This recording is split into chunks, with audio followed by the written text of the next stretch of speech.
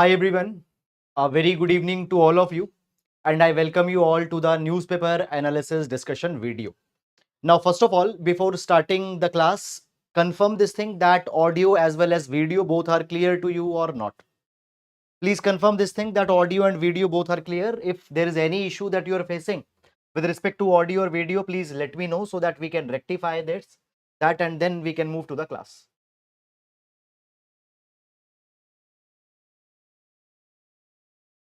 Okay. Now, before starting class, I would like to first of all brief you something about this particular sessions so that you can understand the approach that we are going to follow, and then we'll be starting with this particular class. I will just be taking 1 minute. Now, first thing is that these particular sessions will be held weekly. However, you need not to worry with respect to your current affairs. Why? Because in these particular sessions, we are going to cover entire 1 week's current affairs. So whatever important developments have happened throughout 1 week, that will be covered. I am going to cover the sources such as Hindu, Indian Express, Hindustan Times, and if also PIB. That is very important for the prelims examination that we are going to cover. Also, this particular session has been broadly divided in two parts. First, there will be there are the articles that are specifically for mains examination. Articles for your mains examination predominantly. By the way, there is no such hard division between prelims and mains current affairs, but certain things which have a more little bit of a factual undertone to that, aspirants often classify it in prelims. So I am also keeping that particular classification. However, my belief is that no such hard differentiation is there, but mains and prelims specific current affairs we are going to cover here. Now, when we talk about mains, in mains, we are going to cover the current affairs. We are going to cover the current affairs with respect to the different GS papers. For example, GS paper number 1, GS paper number 2, likewise GS paper number 3, GS paper number 4. Whatever relevant articles are there in the past 1 week, I am going to cover that. To be very frank, much articles from current affairs don't fall in GS1. Why? Because GS1 majorly contains history, geography, all that thing. So largely current affairs, when we talk about it, GS2 and 3 more coverage is there. But anyhow, we are going to follow this particular pattern. Apart from that, I am going to also take the dedicated coverage from book references. Now, why I have included these book references? Now, see, whenever I will find just a minute, guys, give me 1 minute.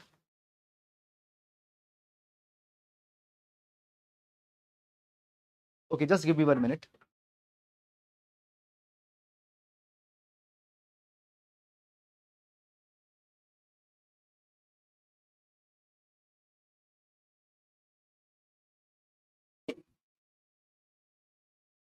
Fine. So we are back. Yes. So I was saying this thing before the disruption that I am going to cover this book references section also. Why?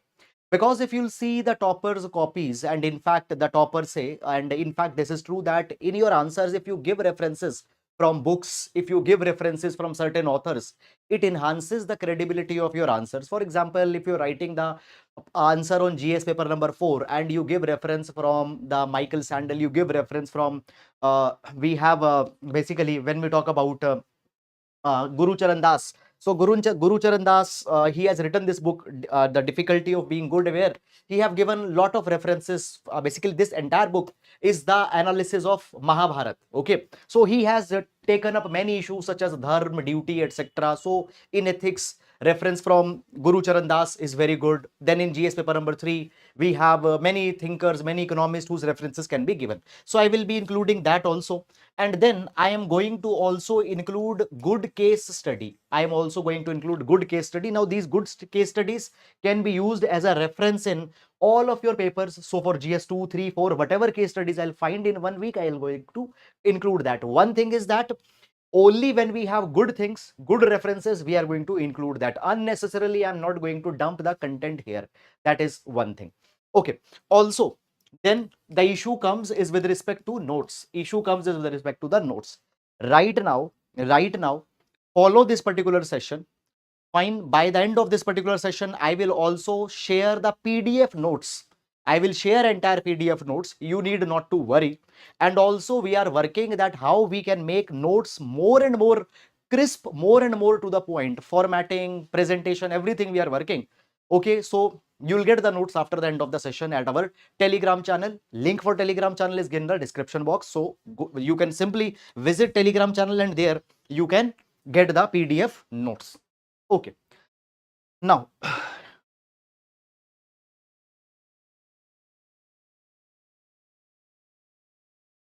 okay.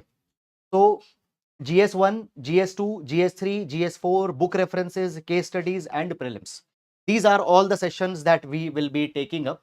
Now, starting up with the GS2, because for GS1, mainly social issues, society and social justice related themes were there. I have included that with GS2. You can count it for GS2 or 1. So let's get started with the session for today. So basically, first of all, let me give you an overview of the articles that we are going to cover today. So here in GS2 in polity, we have one article on affirmative action that was more of a case study. We'll cover that. Then on artificial intelligence, there was an article. I'll cover that. Artificial intelligence on judiciary, will cover this dimension. Antarctica Treaty, we are going to discuss. Model code of conduct, whether it should be legalized, we'll cover that. Misinformation, on here we have the reference of Brazil. So how Brazil is countering the misinformation in their elections, we are going to cover it. Very good article. Okay, then in social justice, we are going to cover the tribal. In the tribal, here we are going to take a case study with respect to the PVTG. Then mensural hygiene in prison, so period poverty, that theme we'll take here. Disabled, so on the dimension of disabled, so basically how the Indian sign languages need is there, we'll be taking it up. Then managed care concept was there in the news with respect to health, I'm going to take that. Then after that, there is AMRUT schemes analysis that we are going to take. After that, in international affairs, the Palestine statehood issue was there, which have been there in the news, that we are going to take. Okay, so these are the issues in GS2, social justice, GS2, polity, etc. that we are going to take. So first, let's cover that, and then we'll be going to the GS3, GS4, prelims, all that thing will be taking it up. So starting with the class. Okay, first I'll discuss with AI. First, I'll discuss with AI. Okay, so let me zoom out a little bit.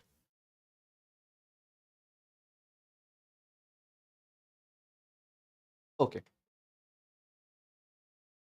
Now, guys, when we talk about artificial intelligence, fine. When we talk about artificial intelligence, so basically, broadly, there are two contours in artificial intelligence. There is general artificial intelligence, and then there is generative artificial intelligence. There is generative artificial intelligence. Now, general artificial intelligence is one which is unfettered, which is uncontrolled. So when machines can imitate human thinking, that kind of an artificial intelligence is largely referred to general artificial intelligence. As of now, we are little bit far from this general artificial intelligence. Now, what we are broadly seeing, Chat GPT, Copilot, okay, DALE, Mid Journey, fine, whatever platforms today we are seeing, they are a type of generative artificial intelligence. Now, what is generative artificial intelligence? It is a type of an artificial intelligence platform where you will give certain prompt, and it will execute that particular prompt. For example, I will give a prompt that give me a 500 words essay on Indian democracy. It will give me a 500 word essay on Indian democracy.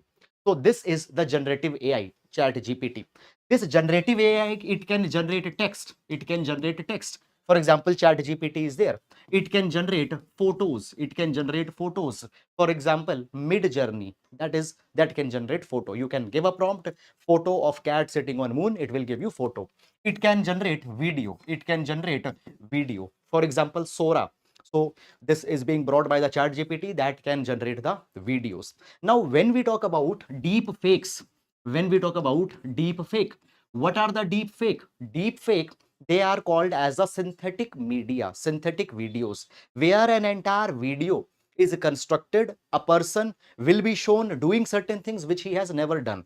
So by using AI, when we are making these particular synthetic videos, doctored videos, they are the deep fake. Now around the world, there is this regulation of AI that is going on, regulation of AI that is being discussed. First of all, when we talk about India, so India in G20, so G20 was hosted by India in 2023. In G20, India has also given a call that we need to, India has given a call that we need to regulate AI on global front. That is development that is going on. At the same time, so India at G20 has given the call for regulation of AI. Then after that, under UNESCO, there is the global framework for AI that is being discussed. This is the reason that in USA is interested in joining the UNESCO again. USA has withdrawn by the UNESCO and it is ready to join UNESCO again, and it's saying that will pay back the dues also of around $600 million. Then what has happened on AI regulation? On AI regulation, there is one more development that has happened recently, and that we are going to discuss here. So basically what happened, Council of Europe, they have recently adopted AI convention. Now what is this AI convention and how to use it in answers? Let's discuss it. First of all, what is this Council of Europe? So Council of Europe is an intergovernmental organization where the representatives from the different countries come and they discuss the emerging themes.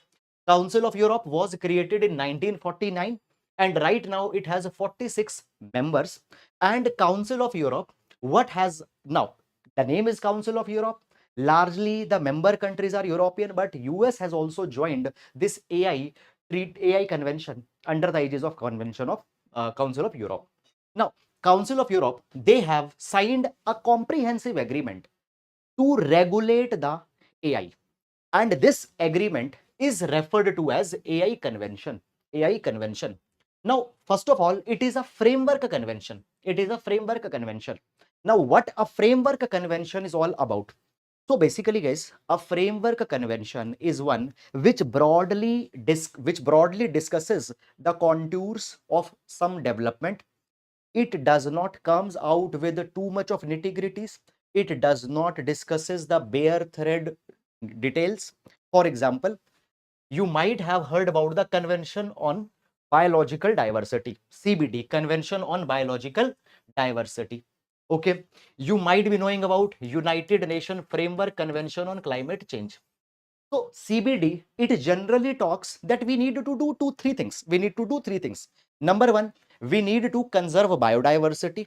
Number two, there should be equitable sharing of genetic resources. There should be equitable sharing of genetic resources. And third is that we need to avoid the biodiversity loss. These three things CBD discussed. UNFCCC, it has mentioned that we need to avoid the climate change. Now, detailed agreements will be taken over a period of time. For example, CBD largely talked about the conservation of biodiversity, but specificities have been discussed under protocols. For example, there was Nagoya Protocol that came. There was Nagoya Protocol that came. There was Cartagena Protocol that came. There were Aichi targets that came, which specifically brings some specific some kind of action plans, which specifically brings down that this is to be done, this is to be done. So this AI convention, it is a framework convention. It is a framework convention where what it will do, it will talk about the broader commitments and broader objectives. Broader objectives that will talk, nitty-gritties will be taken up by subsequent agreements within this AI convention. Okay, specific targets, specific nitty-gritties will be taken up by subsequent agreements within this AI convention that is there. Okay, now basically US, when we talk about it, US, I told you, it is also the member of Council of Europe, though it is not a European country, and therefore USA has also signed this AI convention. AI convention. Now, US's participation is very important. Why? Because US right now is hotbed of AI. You see Chat GPT, Microsoft is working on Copilot. Most of the AI inventions that are going on, it is in US. So US joining it means it is a very big deal. Now, when we talk about this AI convention, so few important things that you need to understand, that this AI convention, it has not created any new rights. It has not created any new not it has not created any new rights. It has not talked about any new thing. Rather, what it has said that as AI is developing, existing human rights should not be violated.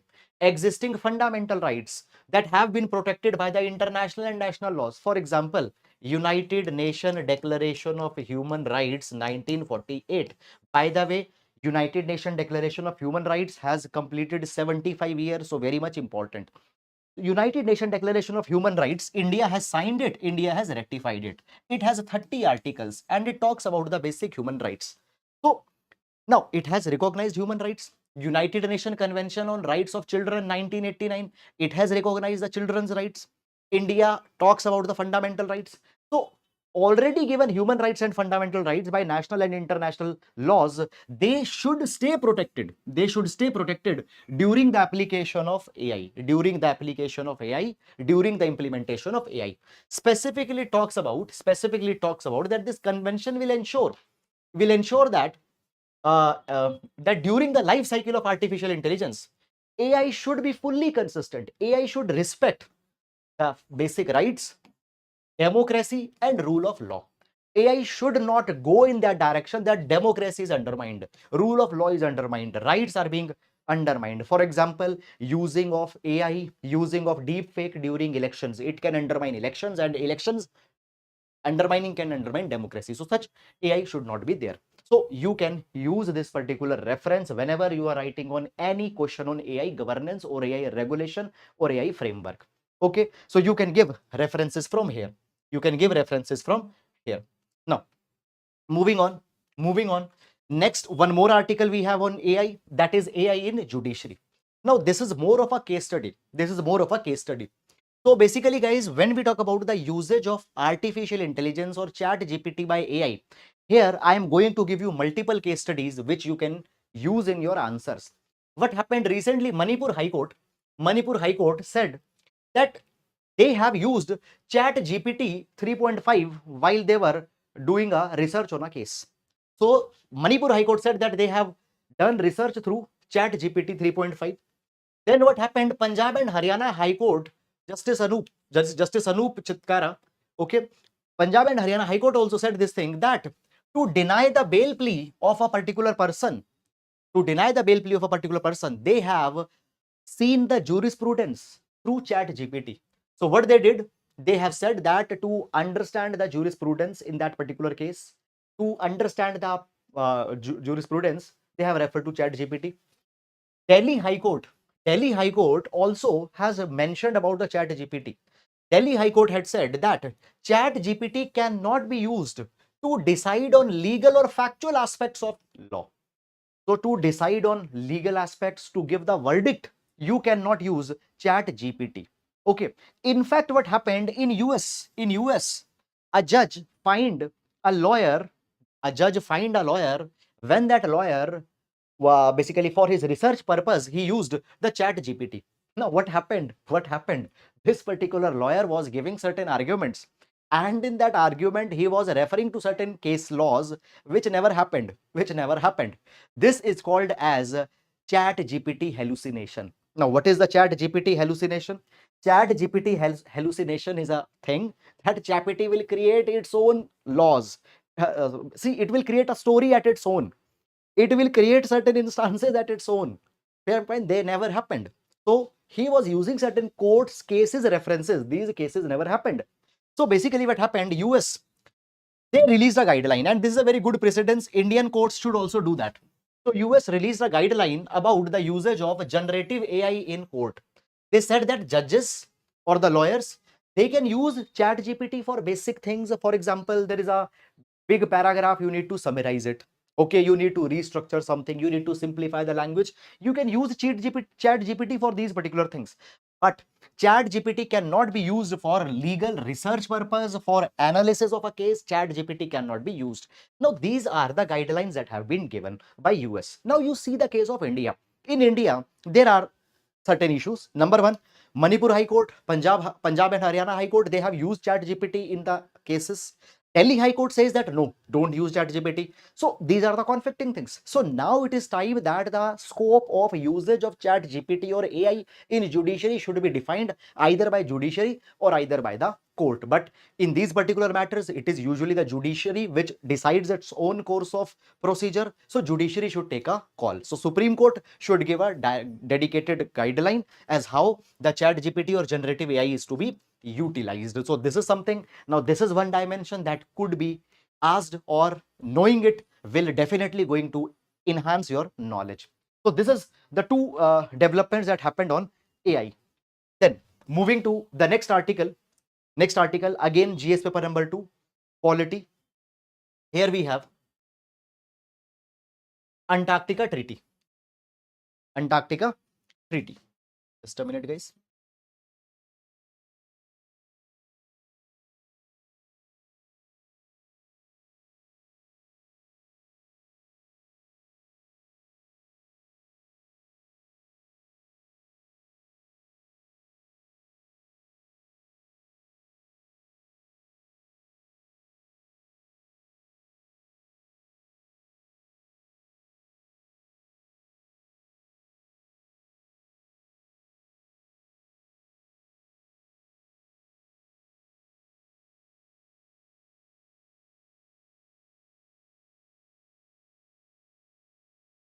Okay. Now, yes, Antarctica Treaty. So guys, recently what has happened? Antarctica Treaty consultative meeting. It got started in Kochi. Antarctic Treaty consultative meeting recently got started in Kochi. Now, first of all, guys, basic things with respect to the Antarctic that we need to know. Guys, when we talk about Antarctic, so basic Antarctic's governance is done through the Antarctic Treaty. It is done through the Antarctic Treaty. Now, when we talk about Antarctic Treaty, so Antarctic Treaty was actually, it came in existence in 1961. Okay, Antarctic Treaty, it came in existence in 1961. India has signed Antarctic Treaty in 1983. India signed Antarctic Treaty in 1983.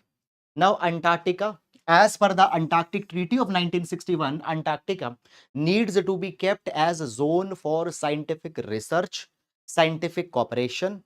There should not be any claims on Antarctica, any imperialistic claims on Antarctica should not be made. Environment of Antarctica should not be disturbed. Okay, this is the Antarctica Treaty, what basically it states.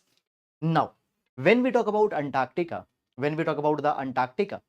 so since 1950s, Antarctica started, see, what happened in 1950s? Countries such as Argentina, Australia, Chile, France, New Zealand, Norway, likewise, these countries started to make territorial claims over Antarctica. Okay, territorial claims over Antarctica. A kind of an attempt of colonization over the Antarctica started here. And it became a really big concern. It became a really big concern. Now, what happened? Because of this thing in 1956, now you see, way back in 1956, India requested the United Nations that United Nations should take up the matters with respect to the Antarctica, so that Antarctica doesn't becomes a colonized region. So India said that UN should discuss that whether countries will have claim on Antarctica or not. Now, guys, what happened in 1957-58? In 1957-58, International Geophysical Year was observed. And in 1957-58, what happened? 12 nations, such as Argentina, Australia, Chile, France, they came out with a resolution and they said that their personal differences should not come in between. And in the scientific research that is possible in Antarctica, that should be continued. We should not bring our personal differences. Now, this is the time of Cold War. So personal rivalries should not come in between. Personal rivalries should not come in between. This was decided. And finally, what happened? Finally, what happened? Antarctica Treaty. Antarctica Treaty came in force in 1961. Today, Antarctica Treaty, 56 countries have signed Antarctica Treaty. 56 countries have signed Antarctica Treaty. Okay, India signed Antarctica Treaty in 1983. India signed Antarctica Treaty in 1983. Now, with respect to governance of Antarctica, with respect to the matters of concern of Antarctica, what happened? What happened? Antarctic Treaty consultative meetings are held regularly. And now the 46th Antarctic Treaty consultative meeting has hosted, where it has organized in Kochi, Kerala. So therefore, these basic things with respect to the Antarctica, you should be knowing about it. Now guys, when we talk about Antarctica, in Antarctica, we maintain two research bases, that is Bharti and Maitri. That is Bharti and Maitri. These are two research stations that we maintain in Antarctica. Dakshin Gangotri was the first base. Dakshin Gangotri was the first base in Antarctic, but now that is being not used. It is being used for supply, for the supply base. So Bharati and Maitri are there. Himadri is also there, but Himadri is in Arctic. Himadri is in Arctic, not Antarctic. Now moving on. So this basic background, I hope it is clear. Now, this Antarctic Treaty consultative meeting that is being held. In this particular meeting, the basic things that will be discussed, is with respect to the environmental protection of Antarctica, scientific research of Antarctica. Also, India wanted to upgrade its research station. So that proposal India is also going to keep forward. Either India wants to upgrade the present research base, or India wants to construct a new research base. So all these particular matters will be kept here. Okay. So this is about the Antarctic. Now, when we talk about the Antarctica, now this is something which was in news, that is Antarctica bill. Now, not now. This is a development of 1.5 year, 2 year back. But this has now become important. So India has already introduced the Antarctica Bill 2022. Now, this particular bill, what are the major provisions of this particular bill? So this Antarctica Bill 2022, first of all, it will be applicable to Indian citizens as well as foreign citizens who are in India's research station in Antarctic.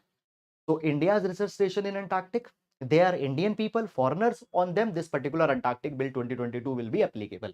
Now, this particular bill provides that that a committee on Antarctic governance and environmental protection will be established, and this particular committee will monitor that international laws, environmental laws with respect to Antarctica, emission norms with respect to the Antarctica are followed. So, Committee on Antarctic Governance and Environment will be established by India. Then after that, this particular bill prohibits any kind of drilling, dredging, excavation in Antarctica because it can pollute. Then introduction of animal, bird, plant, microscopic organism in Antarctica which are not native, that has been prohibited by India. Also, India has extended the jurisdiction of India's courts in Antarctica. So now not entire Antarctica, but India's research base. So people who are present in Antarctica, fine, on them India's courts jurisdiction will apply. Also, what it provides for the creation of a dedicated fund by the name of Antarctic Fund. Now, this Antarctic Fund, it will use money for the protection of the Antarctic environment. So this is a related article with respect to the Antarctica, that is the Antarctica Bill. That should also be covered when we are covering the Antarctica. So this is the issues related to this. Okay. So I hope that you have understood it. Now, moving on to the next topic. Okay, so does the model code of conduct needs legal teeth? Okay, now this article, guys, I have taken from the Hindustan Times. If you are reading newspaper Hindu, you might not have found it in Hindu. Don't worry, it was in Hindustan Times. Okay, then next article that we have, now this was from Hindu. Model code of conduct. Does the model code of conduct needs legal teeth? Should model code of conduct needs to be made legally implementable?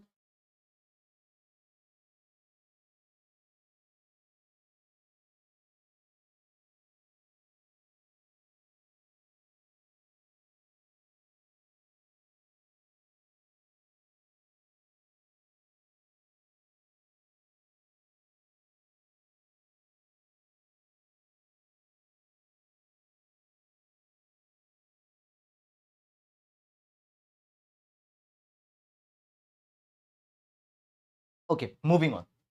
So basically, guys, when we talk about the model code of conduct, there has been so many issues with respect to the model code of conduct.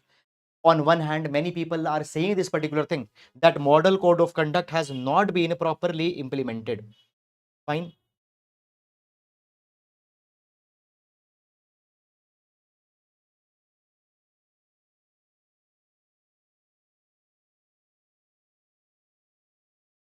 Just a minute, guys.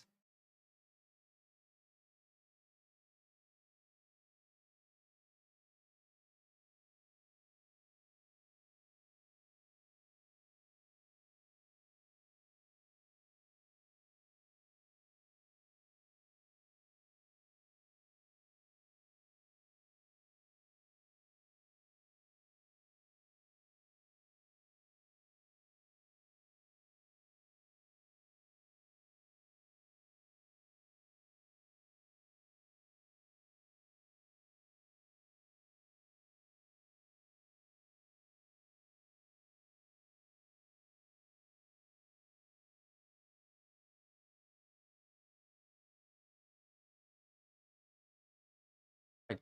Yes. So does the model code of conduct needs legal teeth? Does the model code of conduct needs legal teeth? Now, guys, when we talk about the model code of conduct, so model code of conduct was released in order to ensure that there is a level playing field. There is a level playing field during the election campaigning. Okay, now model code of conduct provides certain guidelines, fine, what the political parties can involve in, what political parties cannot involve in. For example, in model code of conduct, it has been provided that no political party shall engage in making any personal remarks on a leader.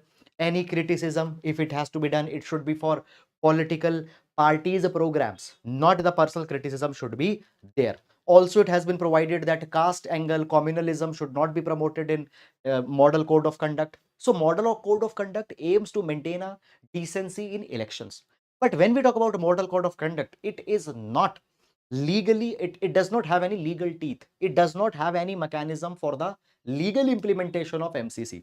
So therefore, what are the arguments against giving any legal teeth to model code of conduct?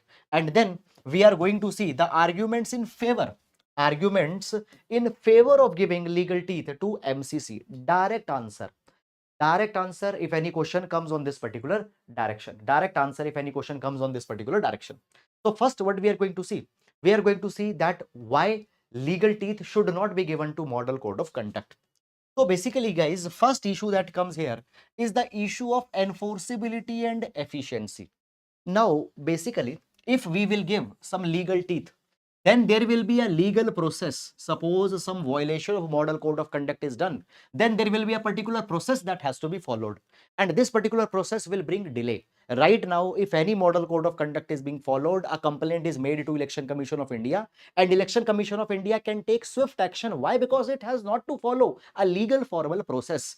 But giving a legal teeth, then a process has to be defined that, okay, to whom the complaint will be made, then that complaint will be referred to whom, then the crime will be investigated, then the punishment will be given. So this process will make it as inefficient process. Okay, it will delay the actions, it will impede the electoral process. Fine, it is already, the campaigning is the race against the time. One criticism that legal teeth should not be given. Then the next is that when we talk about, guys, the Election Commission of India, Election Commission of India, as per the provisions under Article 324, already has enough power. Already has enough power. So why need to give more power? Already there is a power.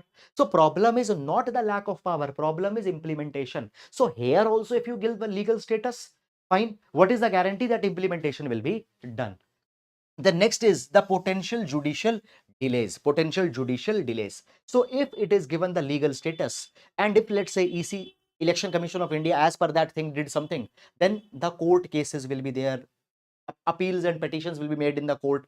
Again, it will make the process inefficient, it will bring the delay. The next thing that comes here is that, it will disrupt the political process. It will disrupt the political process. Now, basically, when we talk about the model code of conduct, what is the objective of model code of conduct? Objective is to ensure decency in election process. Now, point is that it just aims to maintain a level playing field. Fine, never the objective of model code of conduct was to penalize. So, original spirit was not to penalize anybody. Then next is that the major challenges are the implementational challenge. Okay, have discussed. Now, arguments in favor of giving legal teeth to model code of conduct.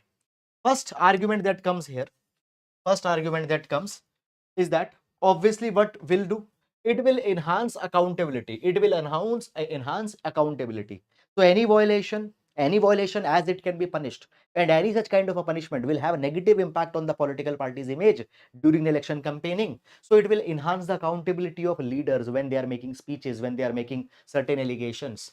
Okay, monetary penalties, temporary disqualification, fine, it will enhance accountability. Then next is that it will create a deterrent effect, it will create a deterrent effect. Okay, it will deter, it will bring a lot of caution. Then next is that comprehensive coverage. Now understand this particular thing, that now uh, right now there is a lot of violation that have not been covered under Indian Penal Code. Lot of gaps are there in the Representation of People Act. Lot of violations are not covered in the Representation of People Act 1951. So for covering that gap, giving the legal teeth to MCC can help. So the things which are offensive, which are wrong, but are not provided in the RPA, Representation of People Act or Indian Penal Code, they can be added in the Model Code of Conduct, and then legal enforceability should be given. So it will cover the gap. The next is that it will further strengthen, the Election Commission of India's authority. Nowadays, we find that many legislators, they don't have this particular punitive fear of ECI. So it will increase the stature, it will increase the authority of Election Commission of India. Okay. Also, when the legal status will be given, that time entire model code of conduct can be modernized, it can be also revised, because now the model of code of conduct needs certain revisions. So therefore, all these are the arguments in favor as well as arguments against.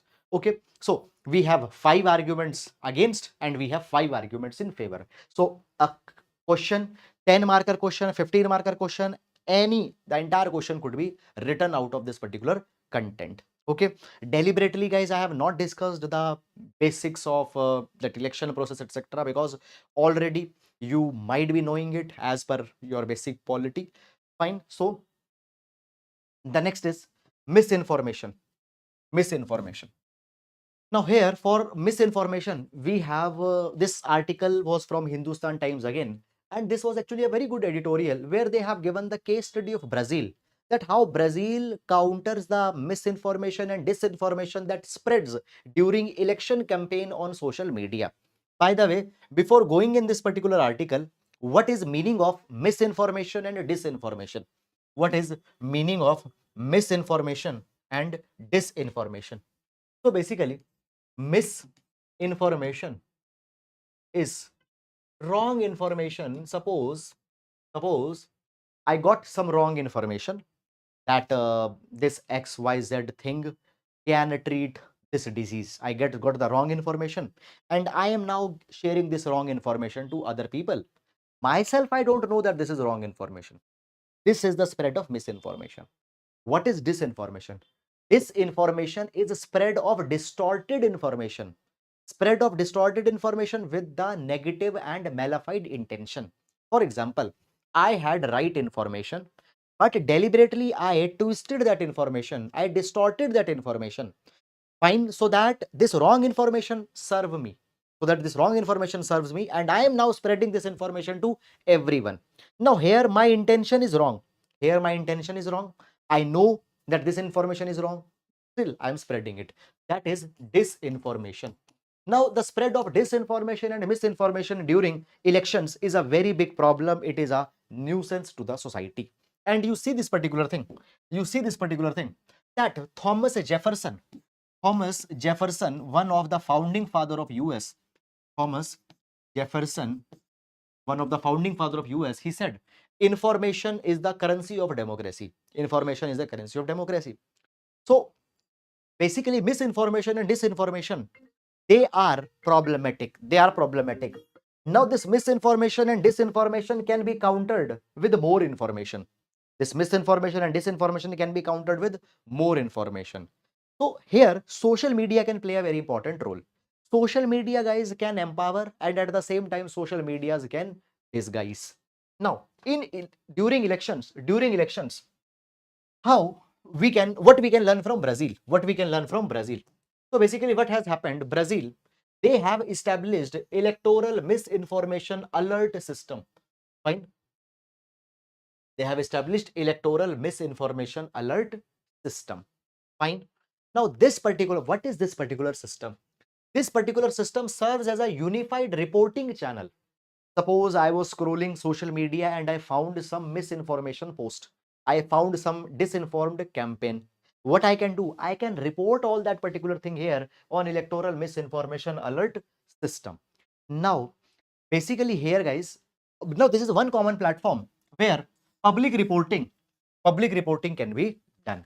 Now, guys, what is there in real time? In real time, this particular platform shows that how many complaints have been raised against social media intermediaries, how many complaints are against Facebook, how many complaints are against X, how many complaints are against Instagram, and how many complaints have been resolved by these platform. Facebook, how many it resolved, how much time it took in resolving that particular thing. So basically what they have done, so basically public reporting is there, and they have not asked the platform that you should moderate or something like that. What they are doing, they are making publicly available data on complaints, they are making available publicly. Now if social media companies will not act, it will bring down their reputation in the eyes of common public. Okay, so what happened, these corporates, Facebook, Instagram, X, in order to ensure that their image, their reputation is not negatively impacted, they themselves are acting very swiftly, and they ensure that very less complaints should be there against them. They are taking the proactive action. So this is a very good thing that has been implemented by Brazil. Now guys, what India has done, as per the IT rules that India has amended, India has provided that a grievance redressal mechanism is to be appointed by the social media intermediaries in India. Who provides it? Again, I'm telling you, IT rules. Okay, so recently amended IT rules provide that a social media intermediary is to be appointed. But there is a problem. We don't know how many complaints were raised, how many complaints were disposed, and social media company also know that the common public doesn't know. So therefore, they are very much relaxed in disposing it. So therefore, we can learn from Brazil and we can implement such electoral misinformation alert system. Now, you implement it or don't implement it, but it becomes an excellent argument for your answer. So how to control misinformation or disinformation? Now, this is a high probability question which can be asked in GS paper number 2. You just give a case study. You just give a case study of Brazil, and this is for sure that examiner will get impressed by such kind of things. Now, moving on. Moving on. So next, within here, social justice theme we are going to take.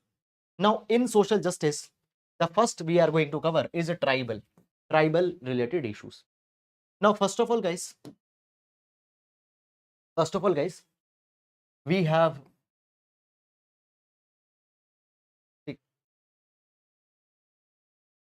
first there are tribals. Tribals are tribals are the native people of a land which are believed to be the original inhabitants. Tribals. Now, within tribals, some of them are recognized as a scheduled tribe. Now, scheduled tribes. So, mention of scheduled tribe is provided at two places in the Constitution: Article 366 and Article 342. Article 366 provides that scheduled tribes are those tribes which have been recognized as scheduled tribe by Article 342.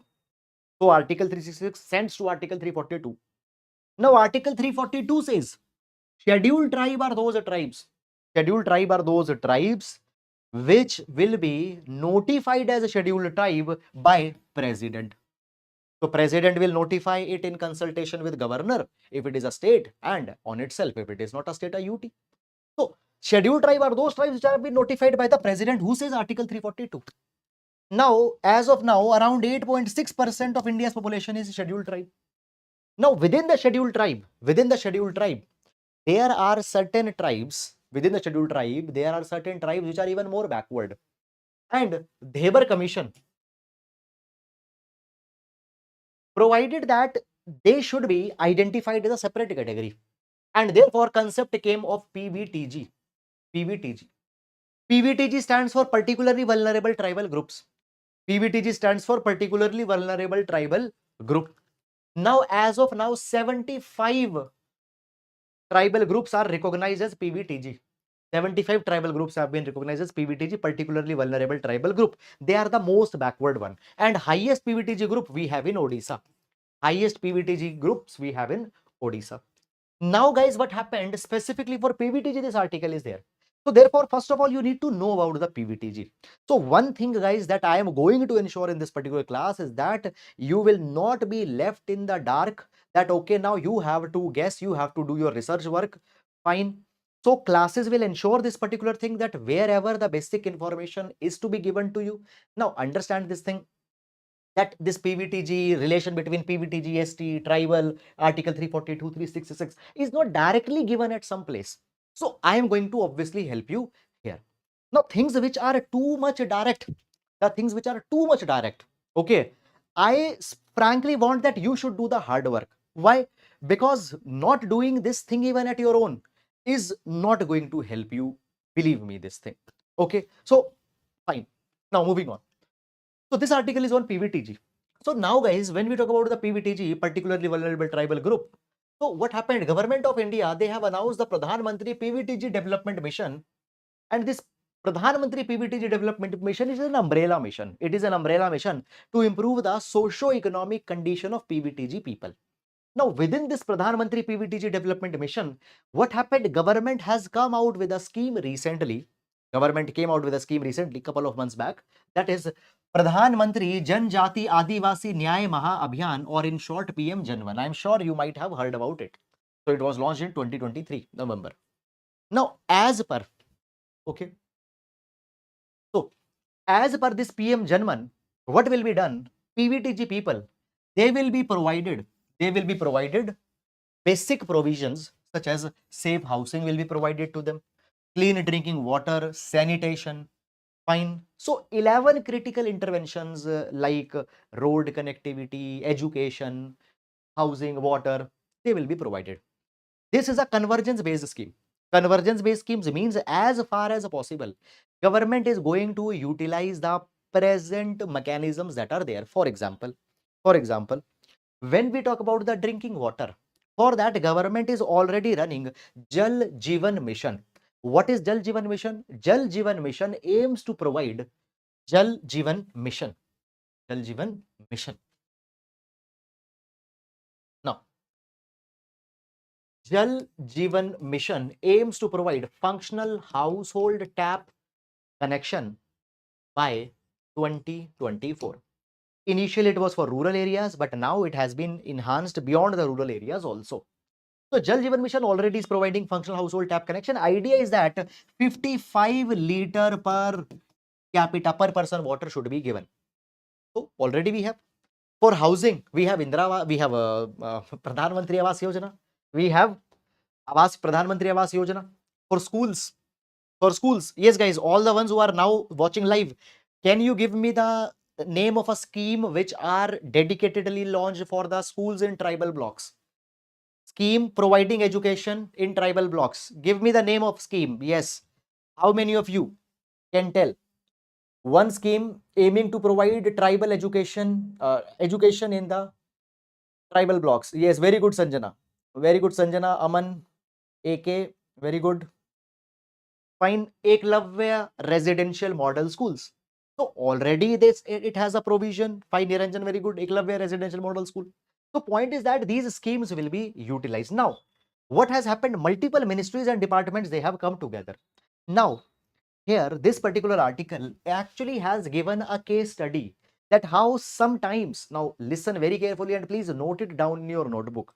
So this can be an excellent example that how sometimes solutions which are digital, which are smart, might not be the most effective. So please write here, case study, right here, case study as solutions, case study as solutions which look digital and smart, which look digital and smart, might turn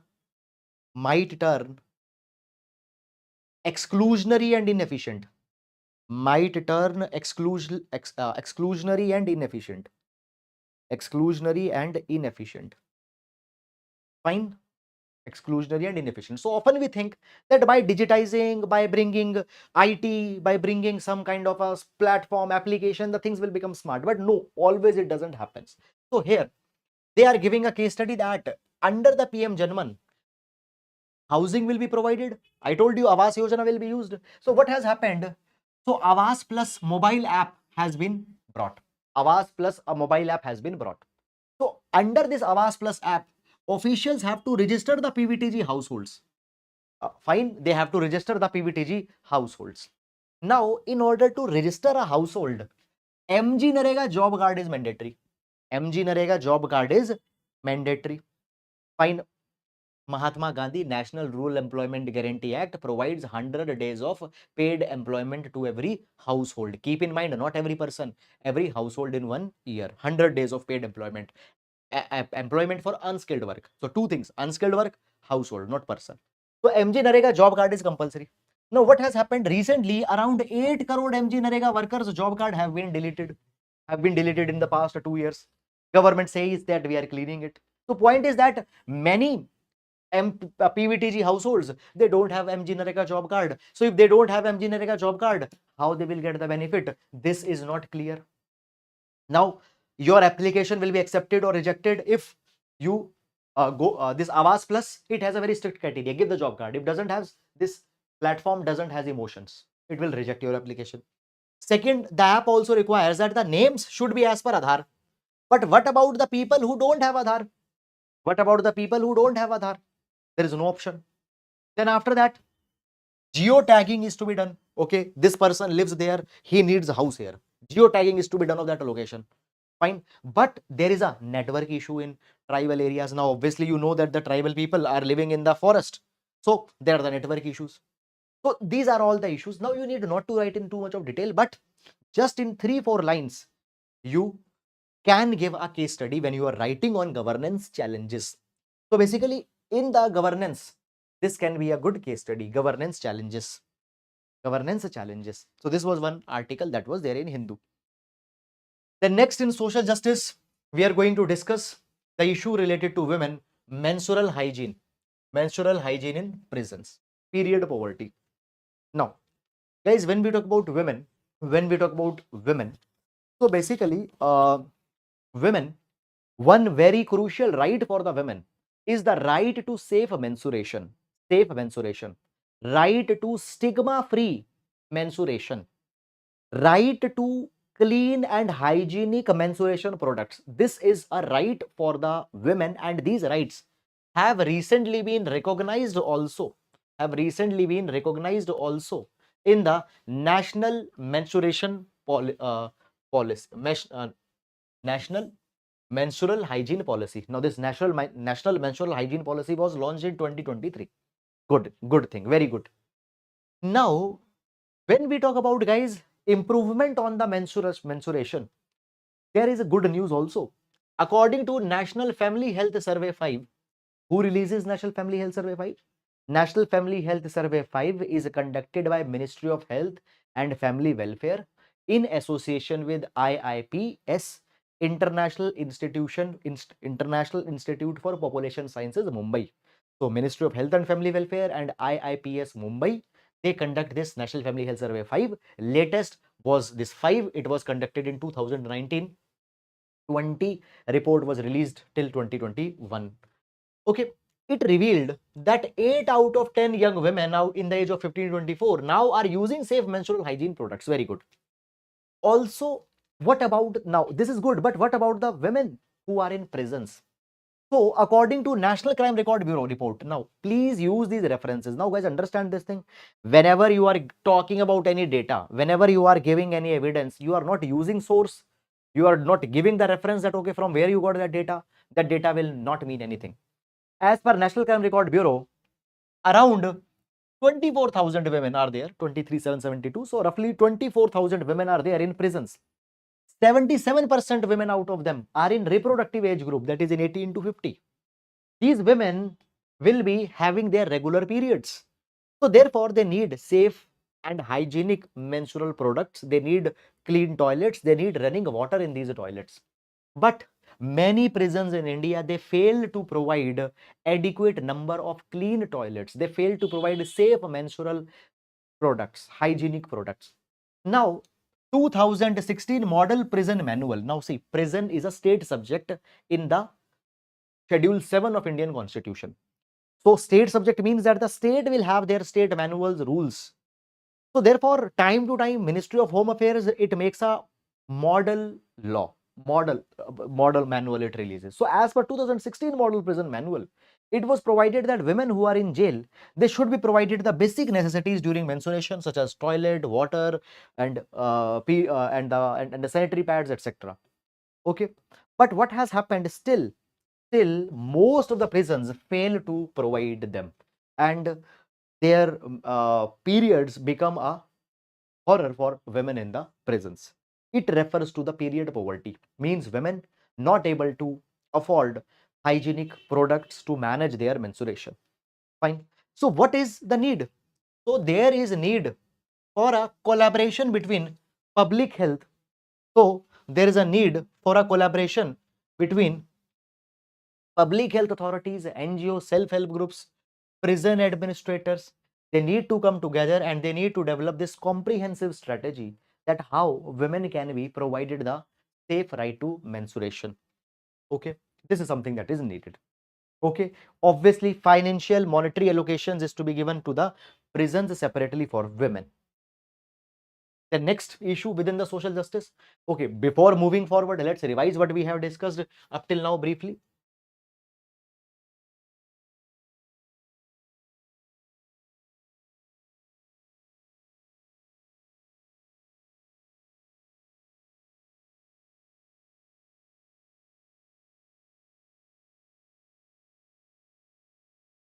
Okay, so we have discussed about the Convention on Europe, AI Convention, Conference of Europe's adopted AI Convention, then AI in judiciary cases, Antarctica Treaty, and the Antarctica Bill also, MCC, Legal Teeth, Misinformation, Case Study of Brazil, Tribal, Janman, Avas Plus, Mensural Hygiene, all these topics we have discussed.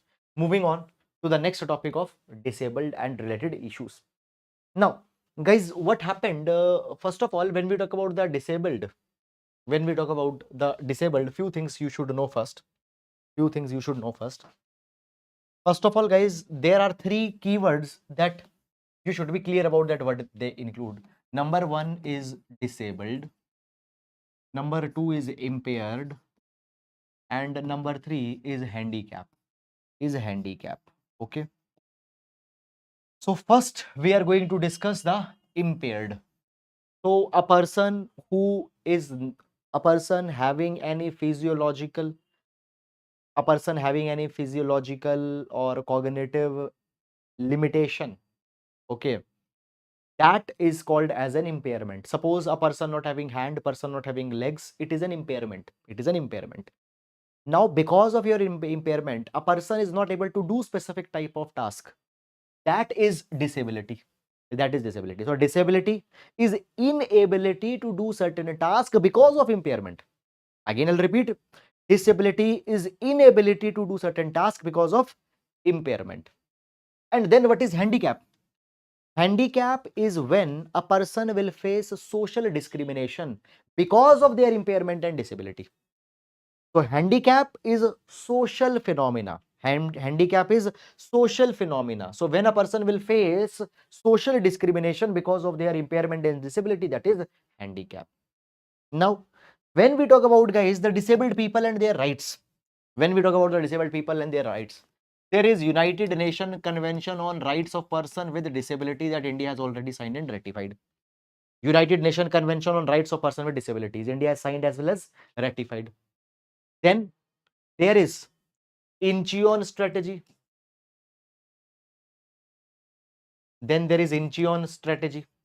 Which talks about creating inclusive and barrier-free society. Incheon strategy talks about inclusive and barrier-free society.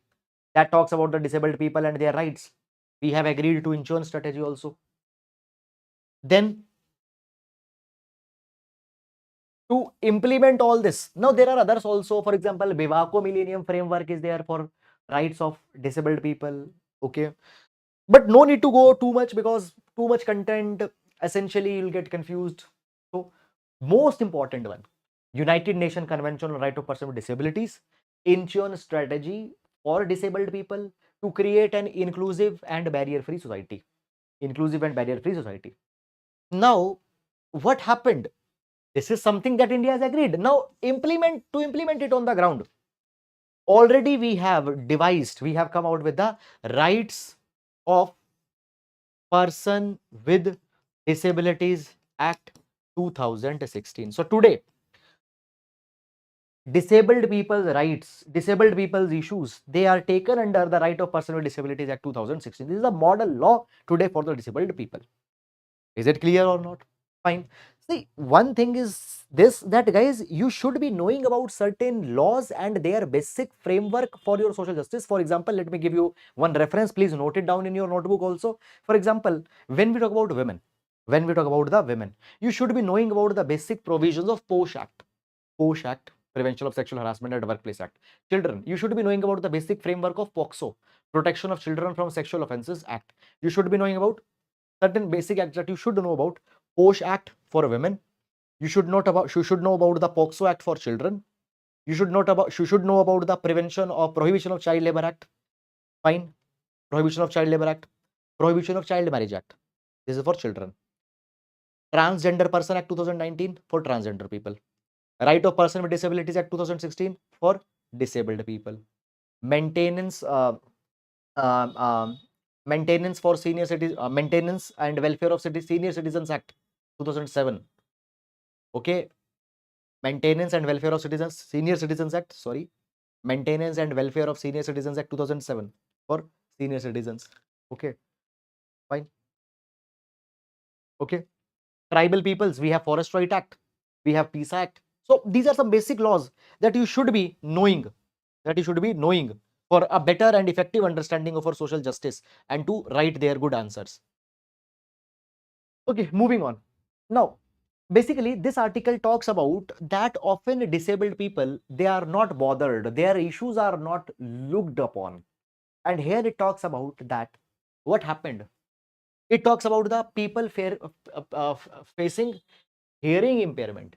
Now, you see, this is a difference between a write-up which was a professional written and the write-ups and answers that the amateur people will write. Sometimes they'll use handicap, sometimes they'll write disability, sometimes they'll use impairment. But WHO, what they say is, it says that 63 million Indians will have 63 Indians have significant hearing impairment.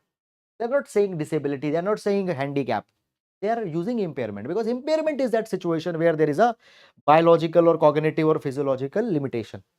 Okay, so it says that hearing impairment, 63 million people in India, they are having hearing impairment. Keep this in mind. Recently what happened, election announcement was made. So when the election announcement was made, Election Commission of India, there was no sign language interpreters in that announcement.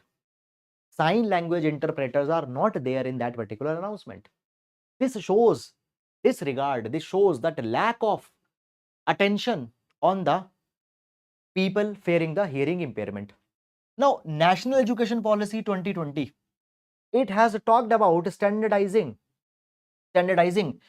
Indian Sign Language and teaching in Indian Sign Language. Teaching in Indian Sign Language, it has talked about. But up till now, Indian Sign Language teaching is not being done in the schools. Also, Indian Sign Language is not officially recognized. Is it clear or not? This is there. Now, here we have good case study of Doordarshan. So, Doordarshan in 1987, they have the sign language. They have the weekly news was done in sign language. So, weekly news was done in sign language, whereby using the movements of the hand, etc., the message will be communicated. Today, private news channels are there, and I don't find any private news channel having the sign language readers. Fine, Nobody is reading the news in sign language.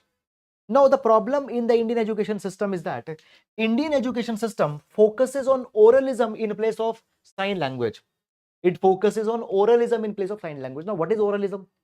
In oralism, people will be expected to understand what a person is saying by reading their lips, by seeing their face, by reading their lips. A person not able to hear is expected to understand. So, this is oralism. So, people are taught to use their voices and read lips. This is something that is there. Now, so today we need to diverge from ableism to accessibility. Now, what is ableism to? Now, this is a very, very strong keywords that you have. Now, society is society is designed keeping in mind needs of able-bodied people. That is ableism. Now, we need not to go with ableism. We need to go with accessibility. Now, today we find this thing that the channels with English language, they today have subtitles. Today subtitles are there. But even that subtitle we find they are largely for translation of English content in Hindi. Now, the subtitles need to be made a standard norm. Fine. Also, government event announcement should have live sign language interpreters. First, government need to bring this particular attitudinal change, where accessibility they are bringing at every front. So this is one of a dimension.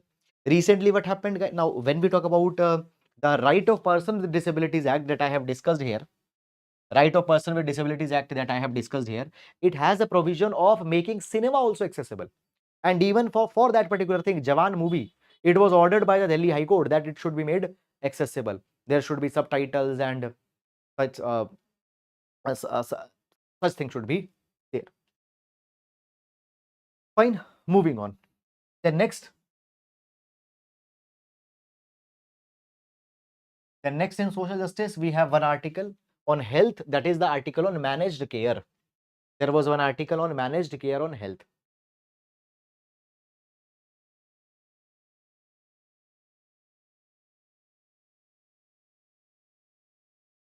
Just a minute, guys.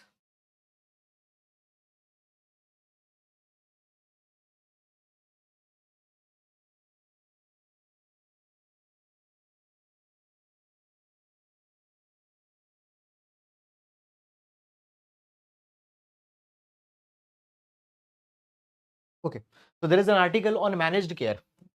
So recently, one of a healthcare chain from southern part of India, they announced one program which points towards that India is moving towards managed care. Now understand this thing. So recently, one healthcare chain in South India, they said that they will provide comprehensive health insurance, and here they'll combine the health insurance and healthcare provision functions under one roof. What does it mean in the simple terms? You see this thing.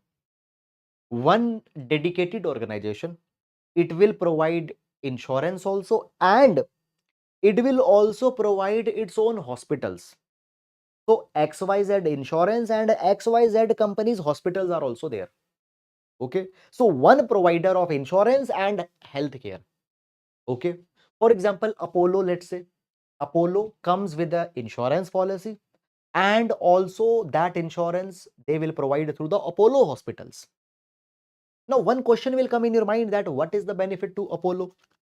Basically, guys, what's there today, you know this thing that when let's say a person is having a 10 lakh rupees of insurance cover, what they do, often people they choose, because they have insurance, very expensive services, very expensive hospitals.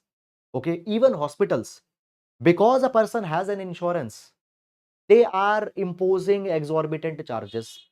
Okay, person will not have that much problem because the money will be paid by insurance. So hospitals are charging exorbitant fees when there is an insurance involved.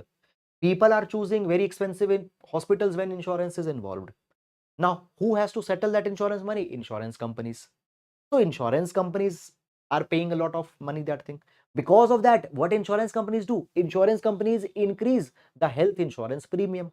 So at the end of the day, this is one problem. Today, health insurance are expensive. People are not taking it.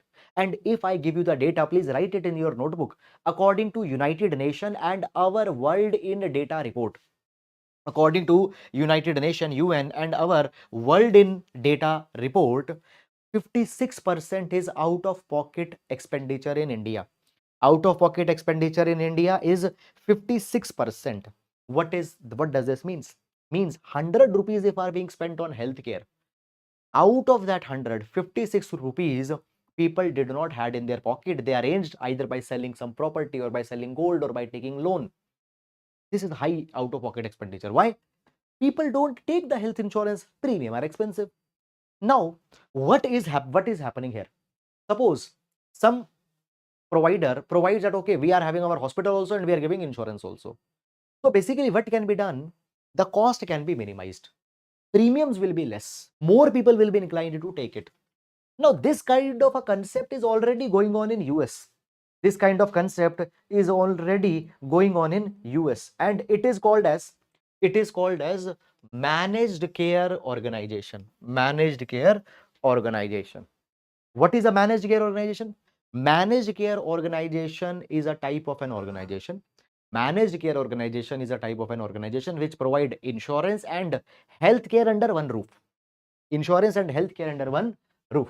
And this managed care organizations, they have grown in US since 1970s. Why? Again, because of the high healthcare cost and high premiums, high health premiums.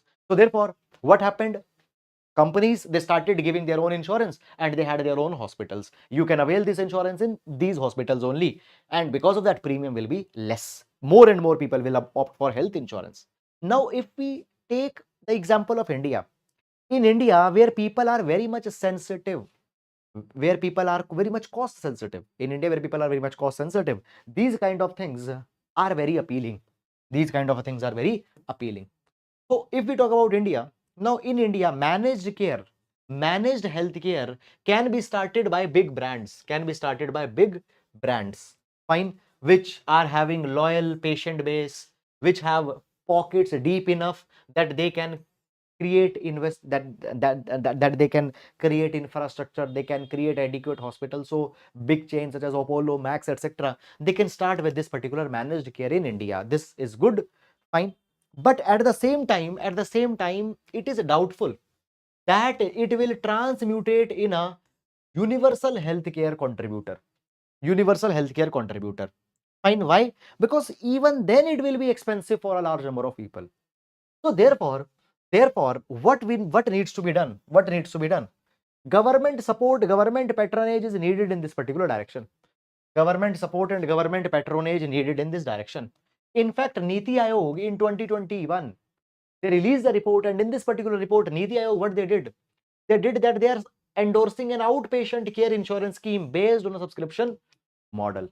What they provided here? They provided here that we support a kind of a program where, for example, I can take a package of XYZ hospital chain and I can take these many OPDs in this particular period. For example, let's say generally if I take OPD, charges are 500, but in 1000 I can take a package that in 1000 rupees I can opt for 5 OPDs in 2 years time for me and for my family, something like that. Okay, so they have came out with this particular thing. Fine. So therefore it has been said that managed care idea is good, but if you want that managed care is available to every person, even for poor people, then government support is needed. So government needs to step in and government needs to provide the financial incentives. Now, Ayushman Bharat Mission, it provides incentives for opening the hospitals in underserved areas. Underserved areas.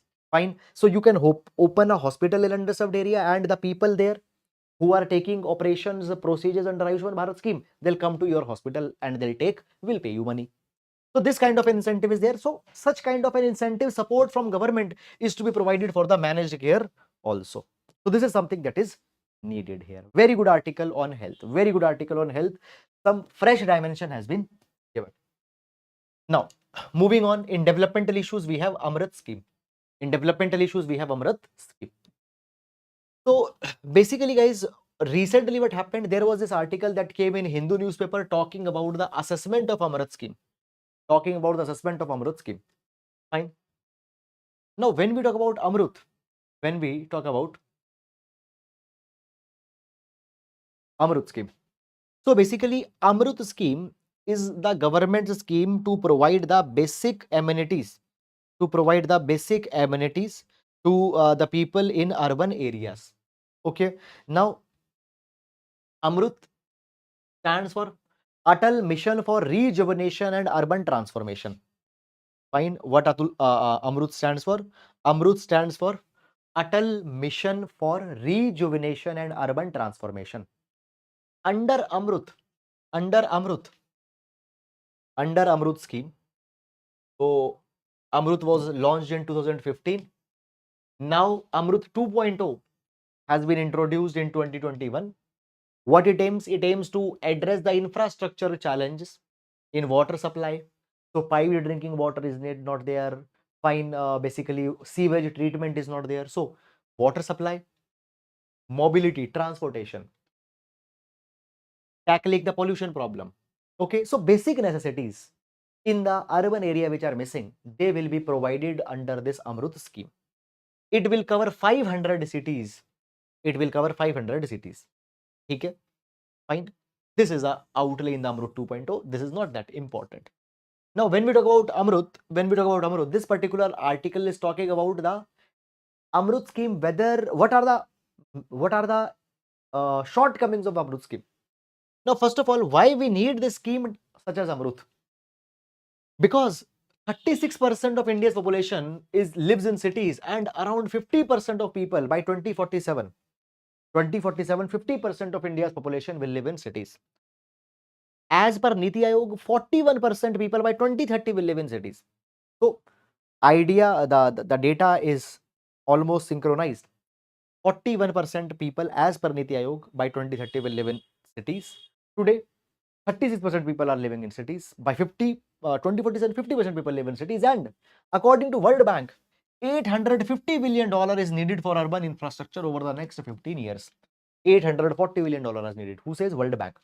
So therefore, there is a lot of need to invest in urban infrastructure, and therefore AMRUT scheme has been launched. Now, further, when we talk about the need of AMRUT scheme, what are the challenges that AMRUT scheme was launched? Now, there are now this is the data by World Health Organization, WHO. There are 2 lakh annual deaths due to inadequate water and sanitation. Because of the lack of clean water, because of the lack of sanitation, 2 lakh people die according to WHO. Disease burden from unsafe water is 40 times higher in India than in China. Okay, 40 times more threat in India is there. People, disease burden because of the unclean water is 40 times more in India than compared to China. Reservoirs are at a low capacity. 40% people, they lack the clean drinking water. They will lack clean drinking water by 2030. Who says? Niti Aayog says. Fine. 31% urban households, they lack piped water. So a lot of data we have from premier institutions saying that there is poor ease of living. Please use these particular kind of words. There is poor ease of living. There is poor ease of living in urban areas. And to enhance this ease of living, AMRUT scheme has been launched. Now, what are shortcomings? What are criticism? Number one problem that we have in AMRUT scheme, it follows a project-oriented approach than a holistic approach. Now, see this thing. One component is, let's say, focusing on water, but how water and sewage treatment are to be connected. See, there is a concept of grey water management, and the Hong Kong, Singapore, they have specialized in the grey water management. What is grey water management? Water is supplied, water is used, that water after usage is discarded. Now the discarded water, rather than just wasting it, that discarded water is to be treated, and it is treated so much that it is made as drinkable as per WHO standards, and then that water is again supplied to the households. So sewage treatment, water supply should be integrated together. Fine. Now you see this particular thing. That today, now what happened, just 5-6 days back, I saw that some people, they were digging a road. Fine. Why they were digging a road? Because they were putting some kind of a pipeline. Okay, good thing. But 2 months back also the same road, it was dug out. Why? Because at that point of a time they were doing something. The point is that every 2 months, fine, people are digging the road, fine, for some upgradation. Now, if all this thing is synchronized at once, you need not to dig it again and again and to rebuild again and again. It leads to a lot of wastage of resource, and also a lot of people, they get they get a lot of inconvenience. So basically, why this problem is there? We follow a project-oriented approach and not a holistic approach. So what is need? There is a need that in AMRUT also, uh, holistic approach is followed, but right now a project-oriented approach is there. City participation, lack of city participation, people's participation is missing. Now you see this thing that, for example, the Apex committee in AMRUT, it is headed by the Secretary of Ministry of Housing and Urban Affairs. Fine. Then when we talk about the members in the Apex committee of AMRUT, these members are non-elected. So point is that when the city development is going on, people need to be given stake. People's participation need to be high. Now, even the 74th Constitutional Amendment Act, it talked about the democratic decentralization at grassroots level. Write it down. Democratic decentralization at grassroots level. So that is not happening. That is not happening. Inadequate concentration of local climate rainfall patterns in planning. That's not there. Urban planning driven by real estate development leading to disappearance of water bodies. So what is major focus? Real estate development. We are concretizing the entire city and we think that concretization is development, but what is happening due to concretization? Wetlands are being lost, ponds are being lost, river water bodies are being lost. Okay, so this is something that is to be taken up. Fine. Fine. I hope guys that you have understood it. So these are the shortcomings here. You'll get these particular notes in the PDF as well. Okay. So basically, we have discussed on AI in Judiciary, Antarctica Treaty, Model Code of Conduct, Misinformation, Tribal, Period Poverty, Disabled, Managed Care, AMRUT Schemes Analysis, and now the Palestine statehood issue. Palestine statehood issue. So basically, guys, you know this particular thing that right now war is going on between Hamas and Israel, and because of this particular war that is going on, what happened? Large number of people in Gaza Strip, they have lost their homes, people have died, children have died, women have died, and the demand for recognition of Palestine as a separate state have re-emerged. The demand for recognition of Palestine state has re-emerged. Now, what has happened recently? Recently, Palestine, they requested a permanent status under United Nations General Assembly. Under United Nations, they requested a permanent status. India has supported it. Now, when we talk about the Palestine, earlier in 2011 also, Palestine requested for a permanent recognition, permanent status in United Nation. Fine. But it was opposed by United States. Why it was opposed by United States? Okay, a few things, guys. Before going forward, let's see this thing.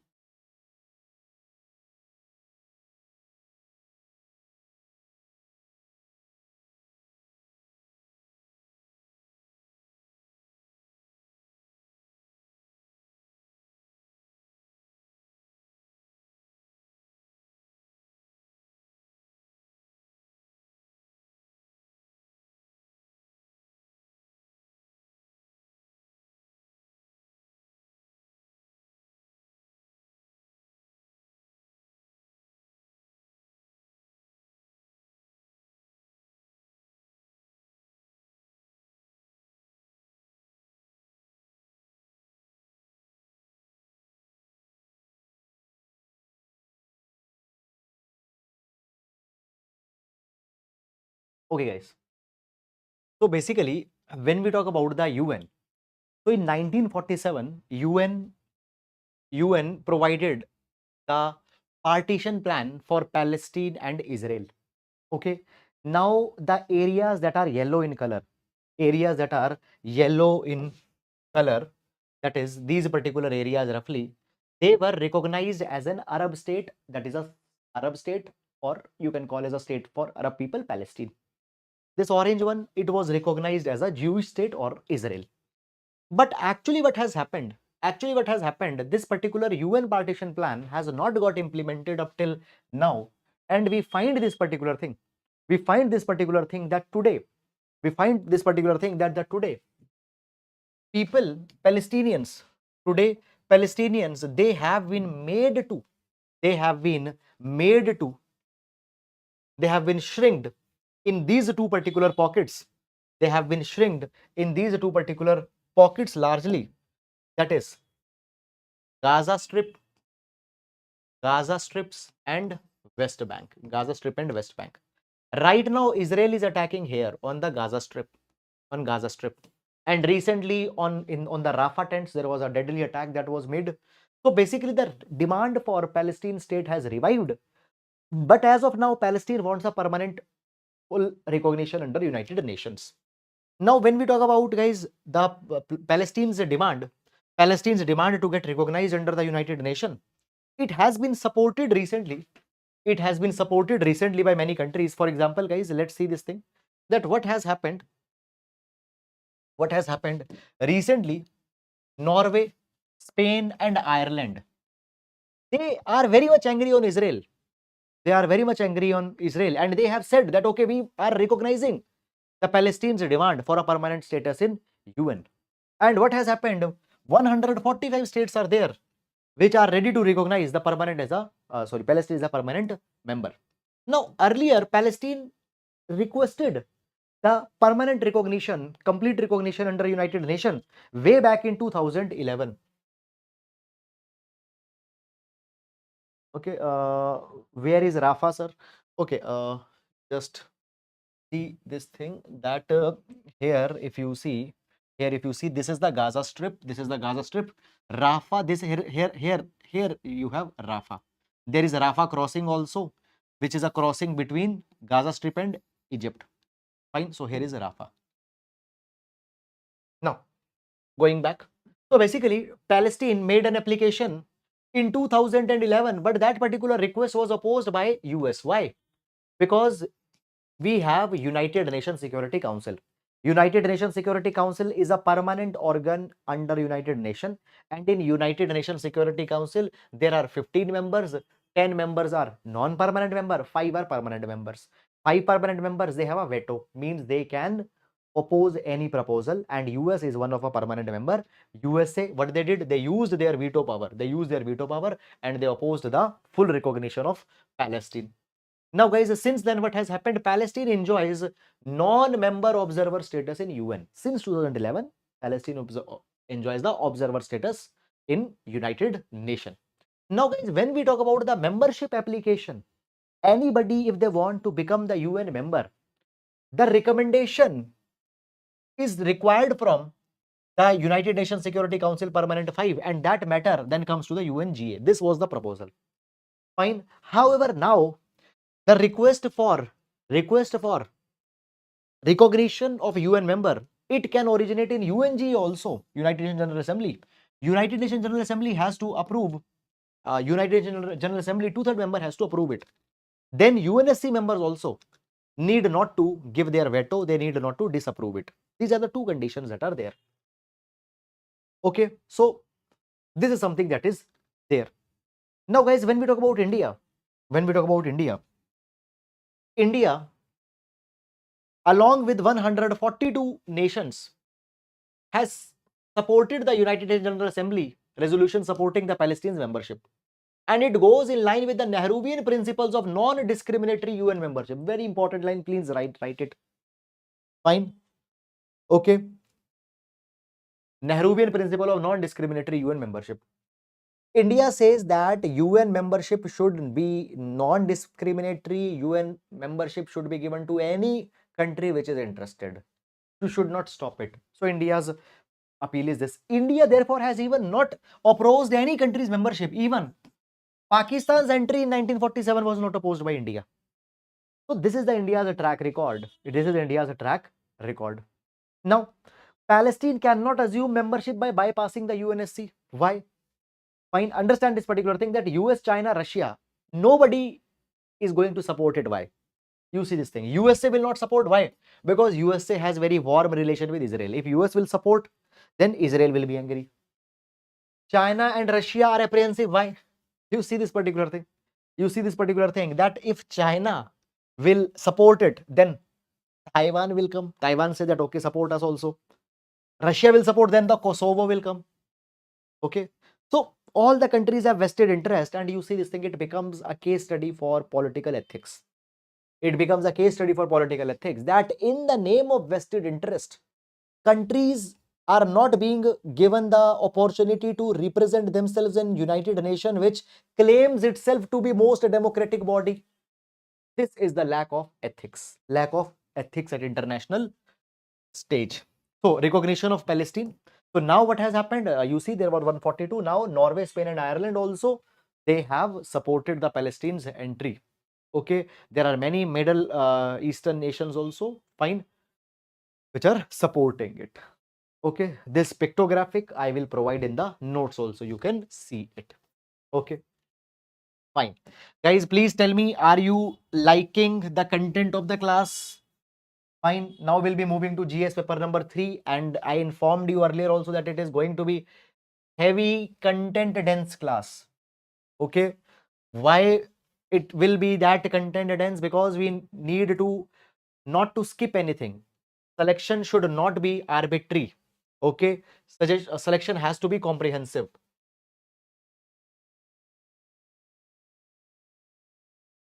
GS3. Fine. So GS3, this one incident on fire hazard, fire safety in disaster management, we are going to take first.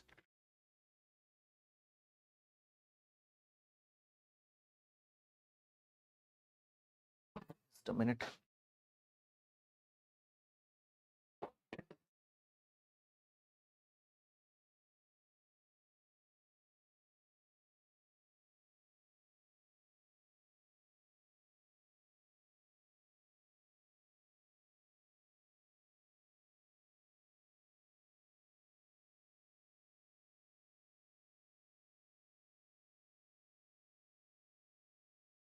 Okay.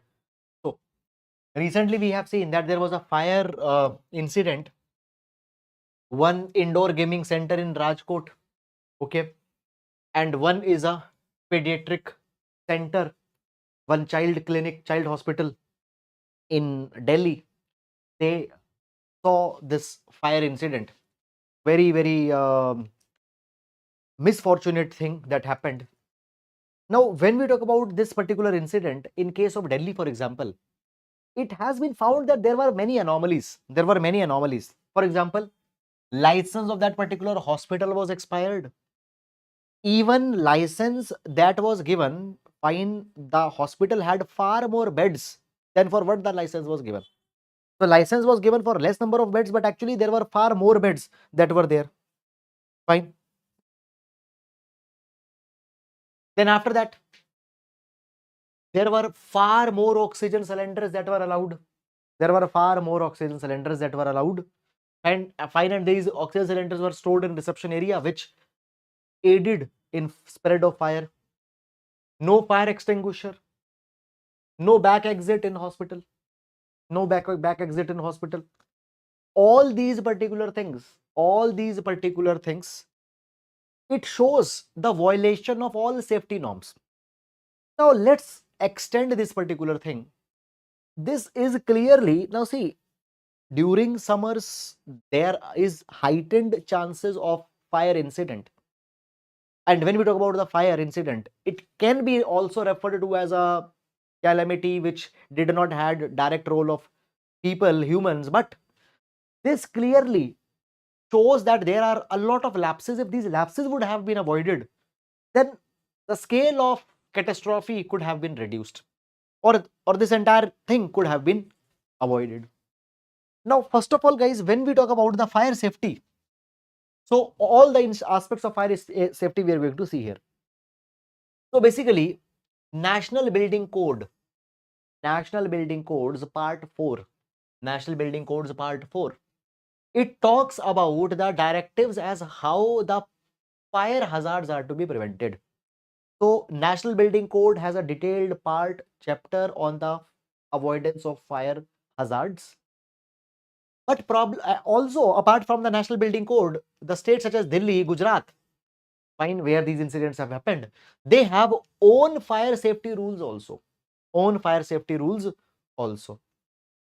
But the point is that inspection, that whether the fire safety rules are being followed or not, whether all the safeguards are there or not, back entry is there or not, fire extinguisher is working or not, all these inspections are to be done by municipalities, and these inspections are weak. So first thing you need to understand that in case of India, problem is not that we don't have laws. Problem is not that we don't have codes. We have them. Problem is implementation. Problem is that implementation is not there. Implementation is not there. Now, one case study we have. So in 2021, there was a fire incident that happened in Nagpur. And after that fire incident, there was a health department audit done, and it was found that out of 484 hospitals, a health audit was done. 80% of the hospitals, they did not had a fire safety clearance. They did not had a fire safety clearance. And hospitals prone to fire incident. Why? Number one, because of oxygen that they store.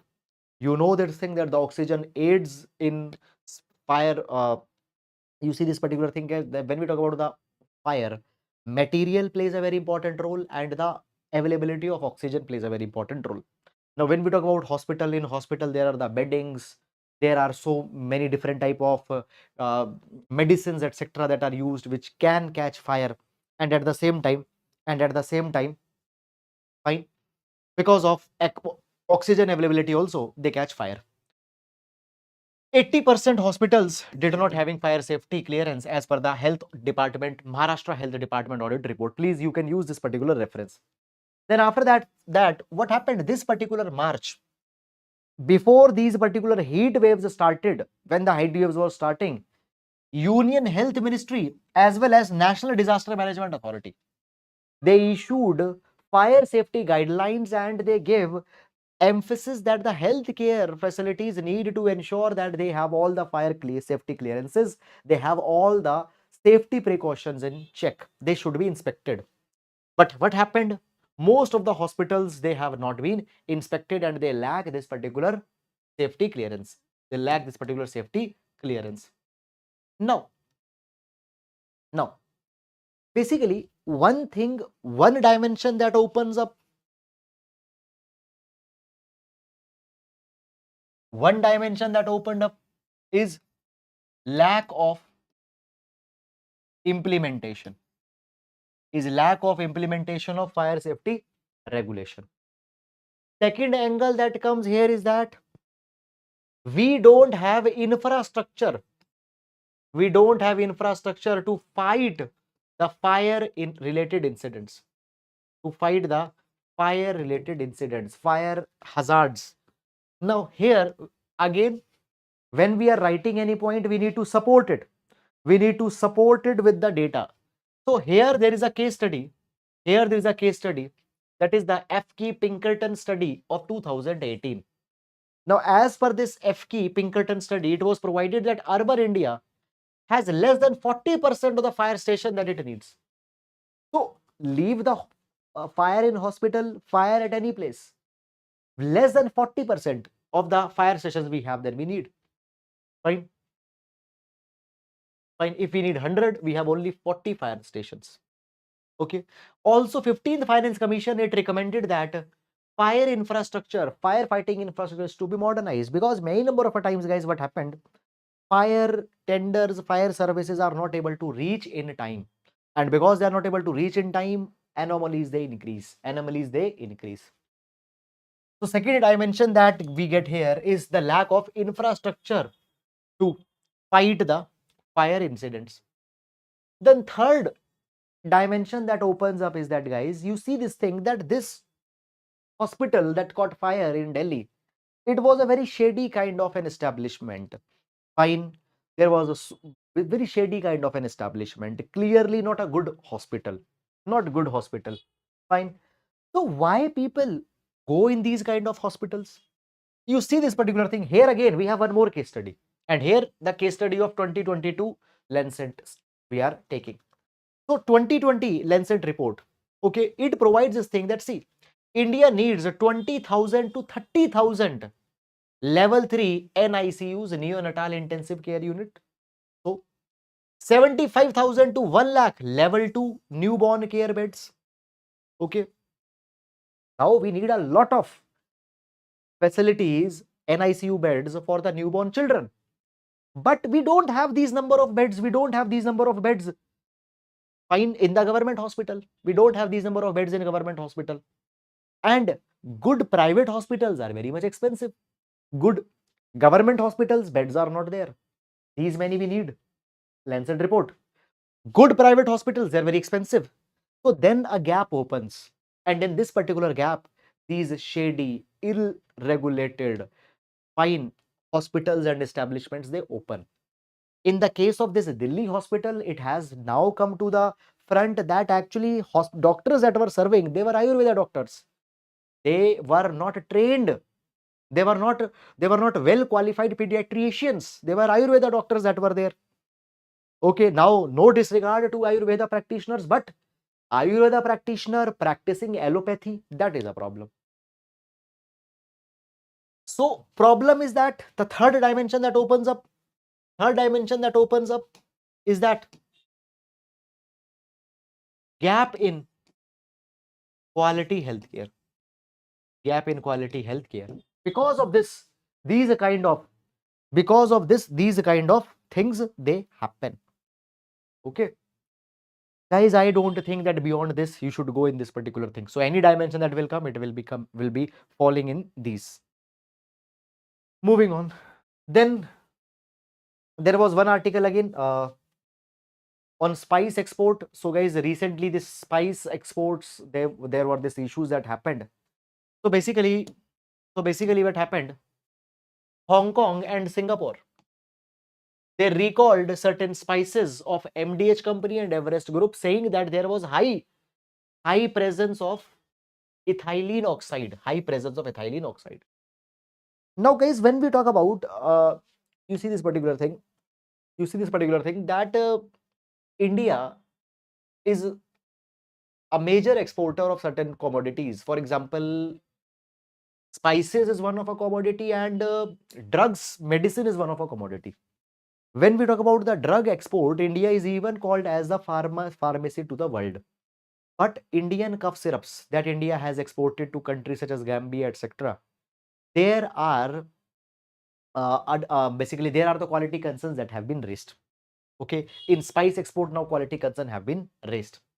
Now, first of all, when we talk about this ethylene oxide is not used as a pesticide in India, but ethylene oxide is used as a sterilizing agent.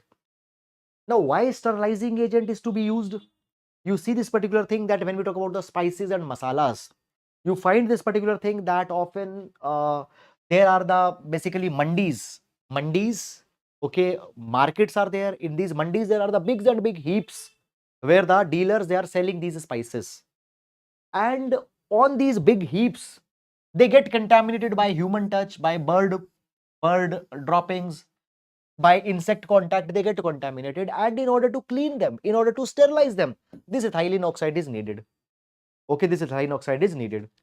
But sometimes this ethylene oxides, because this ethylene oxide's quantity, it goes up. Okay, it is detected, and those spices, they are declared as unfit for human consumption. Now, there is one more way of treating these impurities, that is steaming is also the method for sterilization.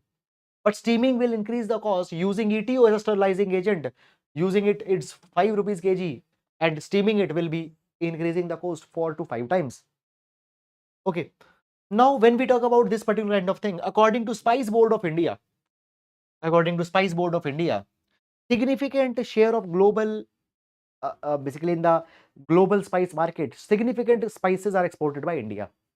In 23-24, India exported $4.4 billion worth of spices. They are earning forex for India. When we talk about the spice export, now this data is again important. Garlic, ginger, chili, these are the top 3 spices that are produced in India in 23. Fine. China, Bangladesh, West Asian countries and US, are the markets for Indian spices. India's share in total spice production globally is around 70%, a very, very big market. Now, problem that we have is that these one or two instances that are happening, this brings a bad name, this brings a disrepute to entire India's industry of spices.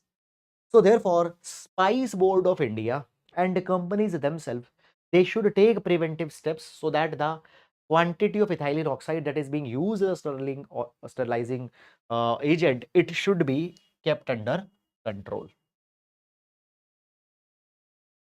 The next is about the antitrust laws, antitrust issue. Now, what is first of all antitrust law? What does this antitrust law mean? So, antitrust law means any law. Antitrust law means any law which aim to ensure free competition. Free competition. Fine. What are the antitrust practices? Antitrust practices are one where the companies, they try to become a monopoly, they try to kill a competition. That is the antitrust practices. Antitrust case, antitrust route. So sometimes certain companies, they try to become a monopoly. Fine. Those are called as antitrust practices. In order to avoid that, antitrust laws are brought. Now, when we talk about India, we have Competition Act 2002. We have a Competition Act 2002, which ensures free competition in India. And to ensure free competition is there, Competition Commission of India is also there. Competition Commission of India is also there to ensure the free competition prevails. Now, what India is proposing, India is now proposing digital competition bill. Digital competition bill. Now, this digital competition bill will apply to big firms which have a turnover of $30 billion and more, and are giving digital services to 10 million people or more. So basically, these big companies such as Google, Amazon, Apple, they will come under the Google, Amazon, Apple, Meta, etc. They will come under this digital competition bill. Why? Because it will be applicable to these two condition fulfilling companies.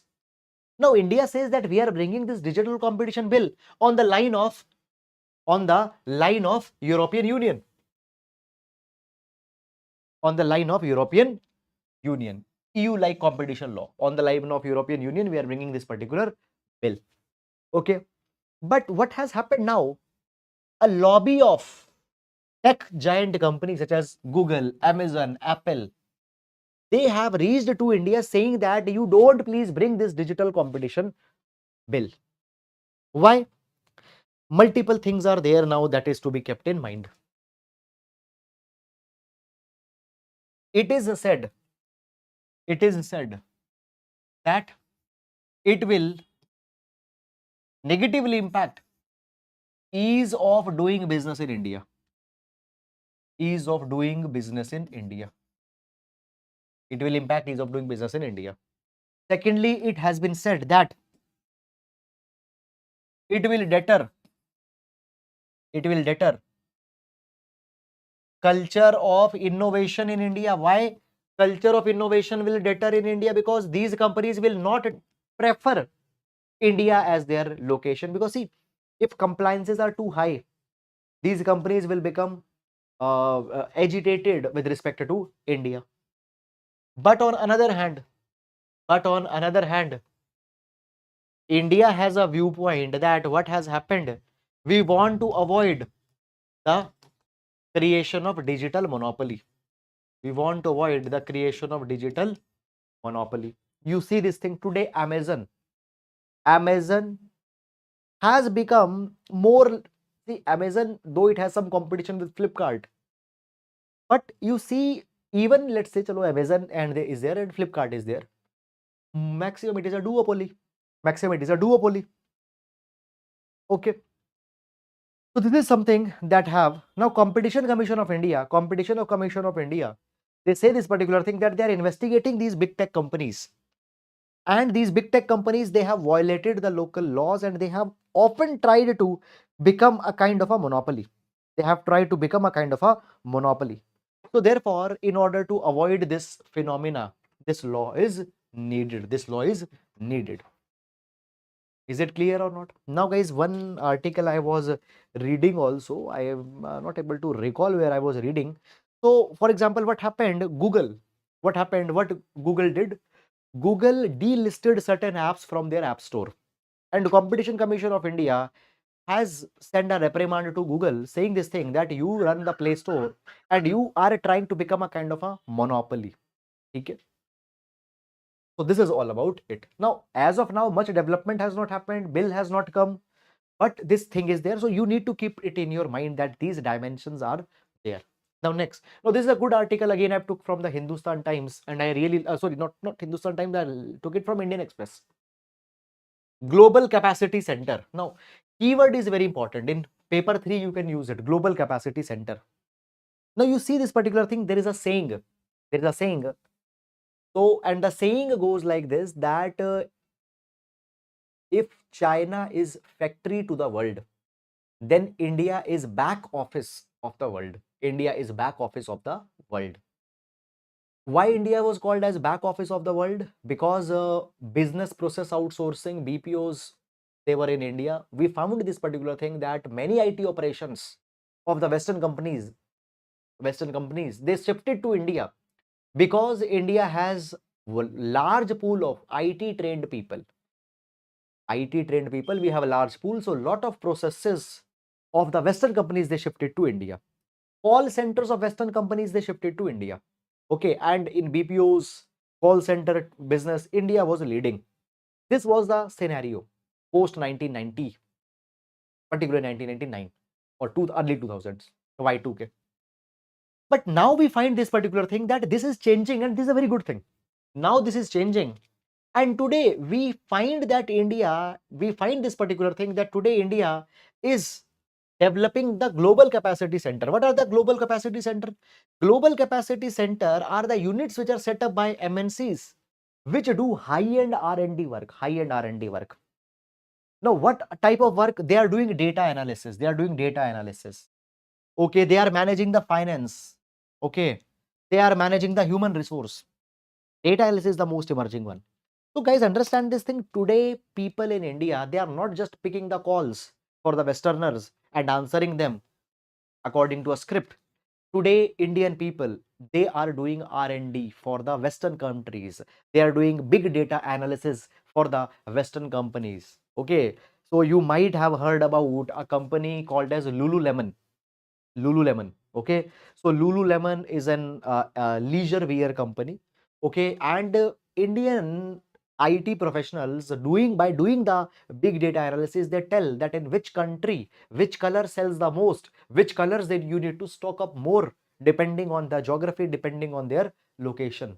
So this high-end R&D work, data analysis, is being done today by Indians in these global capacity centers that MNCs are opening in India. So this is the good example that how India's image is changing.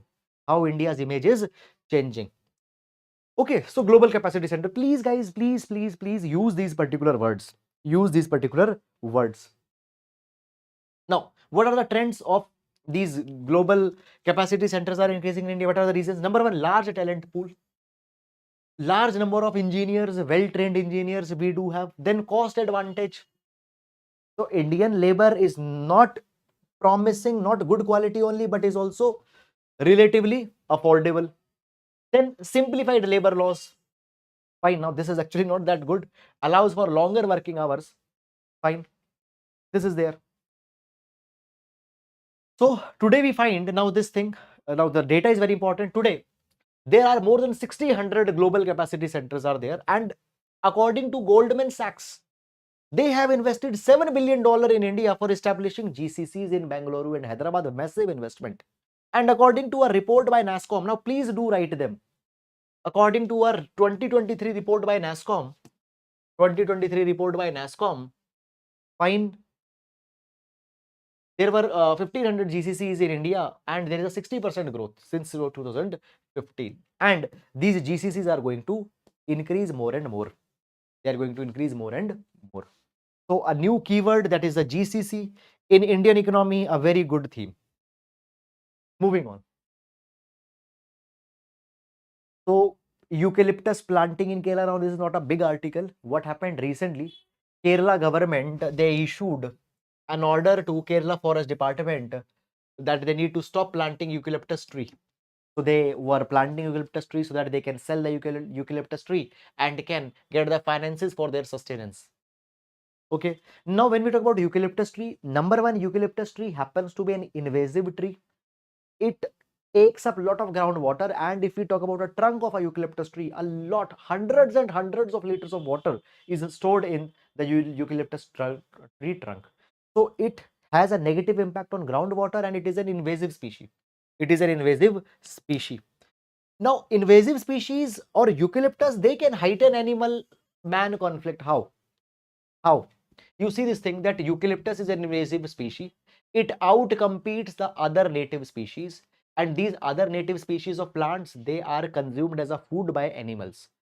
So if these invasive species will outcompete these food crops, animals will not get food, they'll go to human territory, and there the man-animal conflict will increase. Clear? So that is all about it. Then on climate finance, there was one article. Again, this article was from the Hindustan Times. So basically, guys, what happened? First of all, basics of climate finance. Basics of climate finance. Now, under the framework of United Nations Framework Convention on Climate Change, under which the climate negotiations happen, principle of common but differentiated responsibility is recognized, CBDR. Principle of common but differentiated responsibility is recognized. As per this principle, developed countries have more responsibility towards the climate conservation. And because of that, there was one principle that got agreed in 2009 COP15 Copenhagen. So in Copenhagen 2009, this principle was agreed, and according to this particular principle, developed countries have to provide $100 billion per year to developing countries by 2020. Per year, $100 billion should be given by developed country to developing country, so that they can use that money for climate change mitigation. Now, first of all, this particular money has not come up till now. This money has not come up till now. But certain corporations such as, now, this climate finance goal was formalized at Cancun, but up till now, till last year, it was not delivered. Now, OECD, that is the Organization for Economic Cooperation and Development, which is largely dominated by Western countries. OECD has now come out with a report saying that developed countries in 2020, they mobilized $83 billion. $83 billion.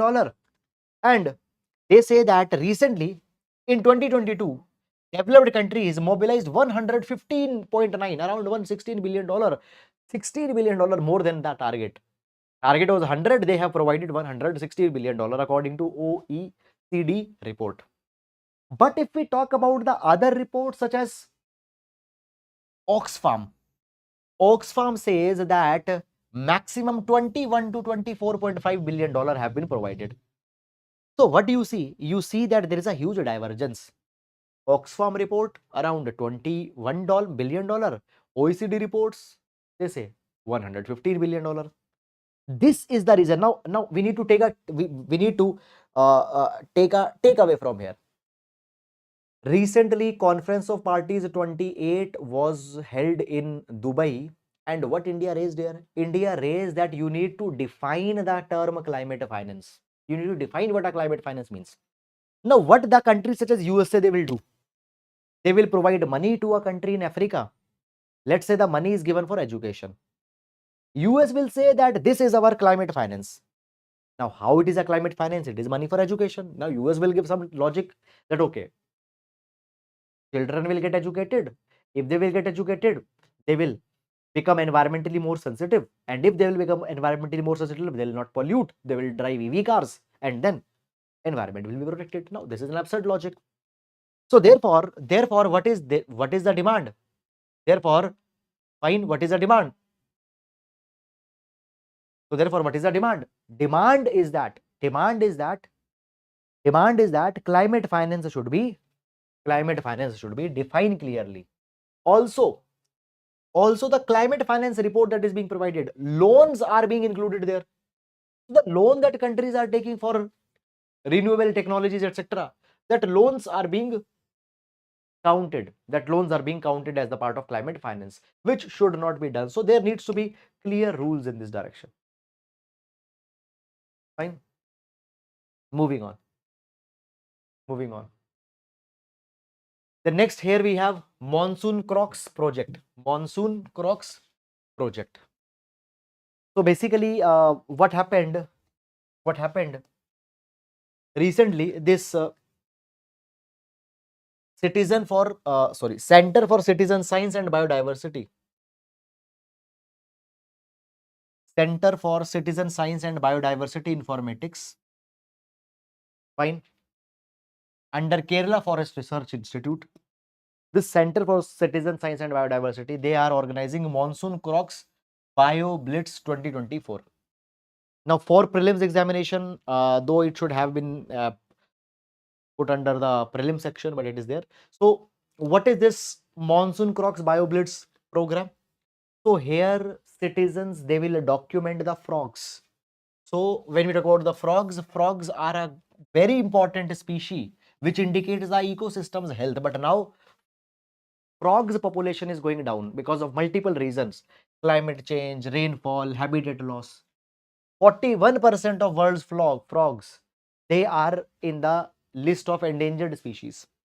So therefore, citizens, they will document the frogs that they have seen. Monsoon Crocs BioBlitz program. Who is launching it? Center for Citizen Science. Where it is being launched? It has been launched in Kerala. It has been launched in Kerala. Then PREFIRE was in news. PREFIRE. Fine. So this is for science and technology. PREFIRE stands for Polar Radiant Energy in the Far Infrared Experiment. So what has happened? NASA has recently launched a CUBE satellite. What is CUBE satellite? CUBE satellite are like cubes. They are small size. Fine. A CUBE satellites. So they are the size of 10 centimeter by 10 centimeter by 10 centimeter. Okay. Weight usually is around 1 kg or something like this. Okay. Now, basically this PREFIRE satellite, that is the Polar Radiant Energy satellite, it has been launched by NASA. What is the objective of this satellite? What is the objective for this satellite? Objective of this particular satellite is to measure that how much heat Arctic and Antarctica radiate in the space and how that heat is influencing the planet's climate. So for prelims examination, fine. Now this PREFIRE satellite, where it will be placed? It will be placed in the near polar orbit, fine, at an altitude of 525 kilometer. And what it will do? What it will do? It is equipped with the thermal infrared spectrometer. Thermal infrared spectrometer. And what it will do? It will measure the amount of infrared and far infrared radiation. Far infrared radiation that is being released by the Arctic and Antarctica, and how this particular radiation, this particular heat is going to impact the temperature. It is going to impact the temperature. Also, these CubeSat satellite, it will measure the heat infrared radiation that is trapped by the water vapor and clouds. Water vapor and cloud. Water vapor and cloud. Okay. Yes. Is it clear or not? Yes, guys. Let me know here. Is it clear or not? Are you still alive? Yes. Are you still alive there or not? Fine. Then startup Agnikul was in news just 2 days back. So Agnikul, now this basically, guys, there is a concept of second space age. There is a concept of second space age. What is this concept of second space age? Second space age concept means that in the space exploration, private sector is to be given more and more place, more and more space. So Agnikul is a startup, and Agnikul, they have launched world's first rocket, which has a fully 3D printed engine, which has a fully 3D printed engine. Now Agnikul, they have launched Agniban suborbital technology demonstration, or sorted. They have launched this rocket which has a single piece 3D printed engine. Fine. Okay, is it clear or not? Fine. Also, it has been launched from a private launch pad, which is called as Dhanush. So, Dhanush, it is a private launch pad in India, and this assorted is the India's first, or not India, it's the world's first 3D print, world's first rocket with a 3D printed engine. Fine. It is also first semi-cryogenic engine, fine, which is 3D printed. Fine. The next we have in the science section, enhancing the ease of science. Enhancing ease of science. Enhancing ease of science. So basically, guys, what happened? This particular article talks about making publicly available research publications, because that is very much important for science research and development. So basically, when we talk about India ranks third globally in research output and 11th in the quality of research as per the Nature Index. Number of universities in India have increased from 760 to 1113 from between 2014 to 21, which is good. Which is good on science front. Which is good on science front. And when we talk about the scientific powerhouse that India is becoming, third globally in research output, 11th in the quality of research as per the Nature Index. Also, guys, what India has done, India has come out with some good initiatives to enhance or to make available the research literature. For example, there is iSTEM. There is iSTEM. Now, what does this iSTEM does? So this iSTEM platform, it provides public fund, it catalogs, it at one platform, it provides all the public funded research facilities that are there. Information about all the public funded research facilities, it is provided at one platform. Also, it democratizes. Fine, it provides that how. Now, suppose you need not to be very rich.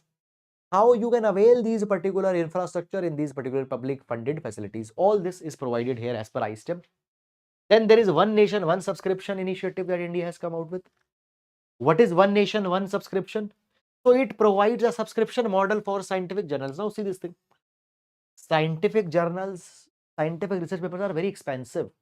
And sometimes they are so expensive that many scientists, many research scholars, they cannot afford that. So under this One Nation, One Subscription model, so scientific journals, they were made universally available to the publicly funded institutions. So your college, your university, they will get under this One Nation, One Subscription, they will get a subscription of all the scientific journals. You can avail that if you are a scholar in these universities. Fine. So negotiations are going on with the major publishers. Fine. Today we are spending around 1500 crore on subscription of these particular journals. This is good things that is going on. Fine.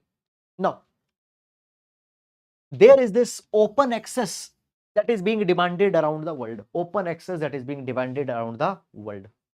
What is open access? Open access simply means that at least public funded research that is there, their research paper, they need to be made available in the public.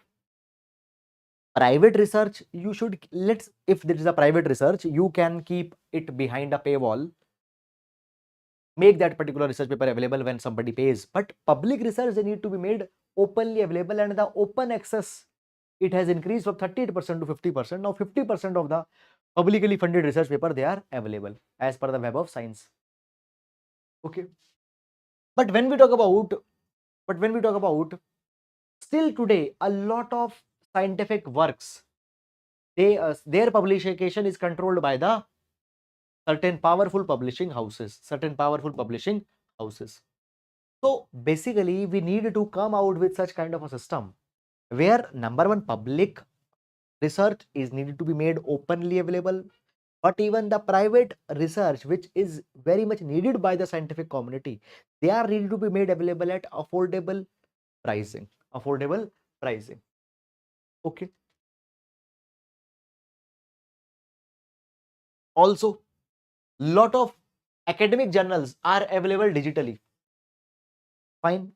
which you digitally, so means if you have physical copy, you know that you will have it after 20 years also.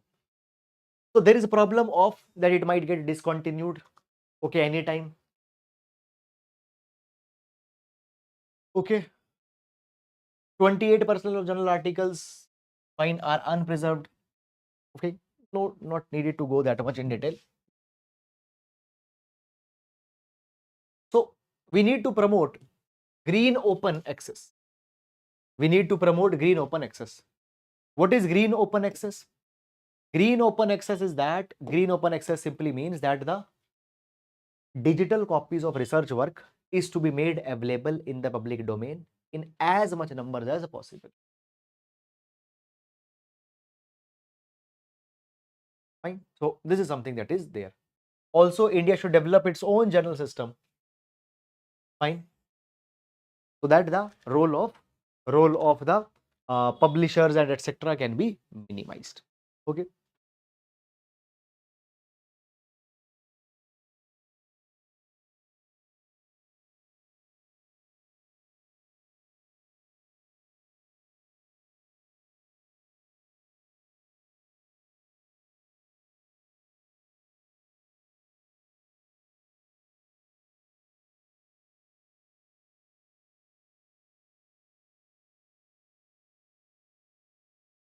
Okay. Now, for GS paper number 4, there are certain case studies that I just want to discuss with you. One is this NHS controversy. Now, no need to go too much in detail in this particular controversy. Now, what is this NHS controversy, guys? So, NHS refers to the National Health Service. And this is the system of UK. Now, what is this NHS? NHS is the National Health Service, which is the UK's service. It is a public funded health service of UK, where healthcare is provided free of cost. First, you understand what is NHS. Now, what is this NHS controversy? So, basically, guys, this NHS controversy, it has recently come to the front. So, what happened actually between 1970s and 1980s? Blood that was infected by HIV, it was given to people by NHS. 3,000 people died because of this HIV infected blood that was given to people. Okay, people developed blood clotting disorders. Now, the unethical thing that comes here is that basically officials at NHS knew that these blood samples are contaminated, and these blood samples will develop the complications later, but still these contaminated blood, they were given to people. Now understand this particular thing, guys, that actually what happened in 1970, NHS started a new treatment for hemophilia. Okay, and in that what they did, they used the plasma. They used plasma. Okay, now understand this particular thing, guys, that actually what happened, many of the blood sample that were given, they were contaminated. A lot of blood was imported from US, and in US this blood came from prisoners, the users who used intravenous drugs. Okay, point is that in this particular blood, now you need not to go in the science and technology part that okay, which antigen, which receptor, no. Point is that a lot of blood was imported from US, the blood was from drug users, etc. Lot of blood, it was contaminated, it was given to people. 3,000 people have died because of this, and NHS knew this. Still that was given, and now this particular thing has come on the front. So this shows that such a big political such a big biomedical ethical lapse has happened here.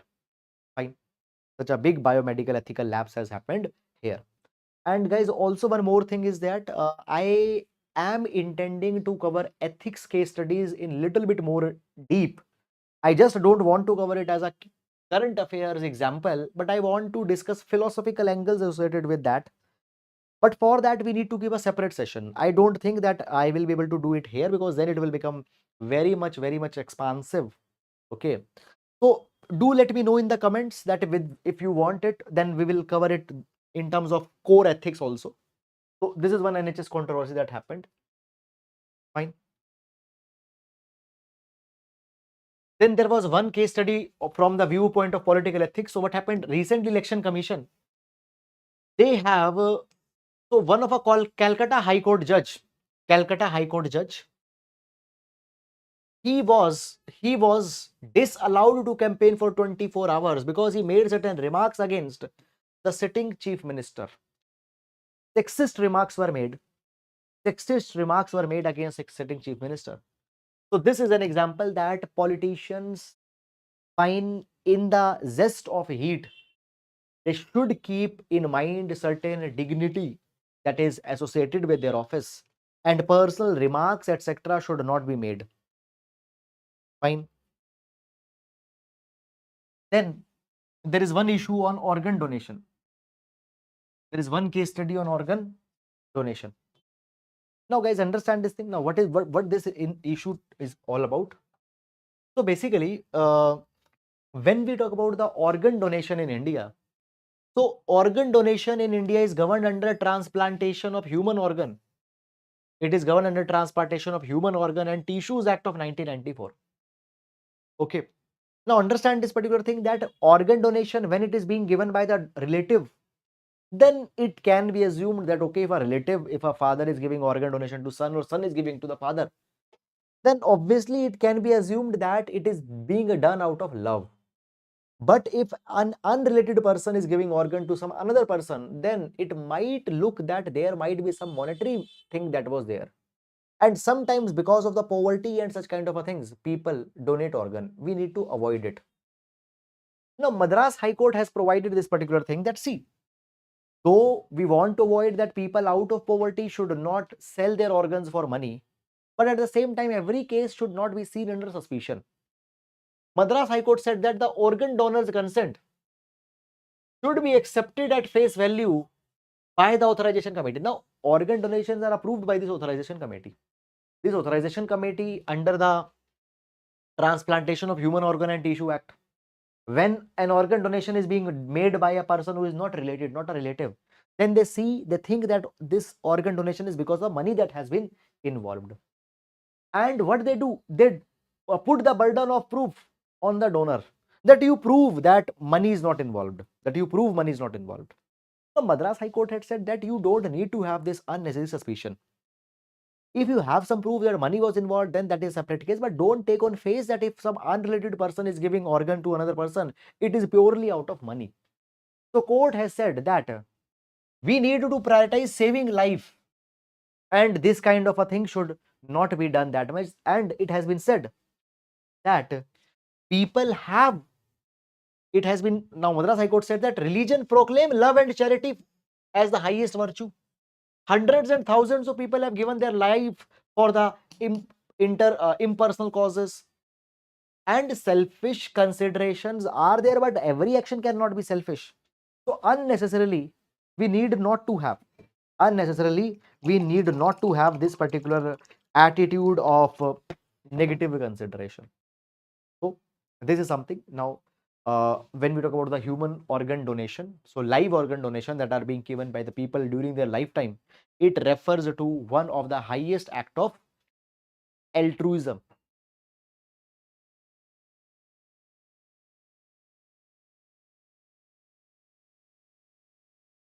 So the compassion and altruism, which are the two important foundational value of ethics, it have been recognized by the Madras High Court that they should be given credence, and such values do exist in the people. People just not always they are donating organ for money. Beyond these considerations also people do these things. So good example you can use in your ethics. Fine. And now guys, we move to the final section of our class, that is prelims oriented current affairs. Now here in prelims oriented current affairs, largely the articles that are there, they have little bit of undertone. Just a minute.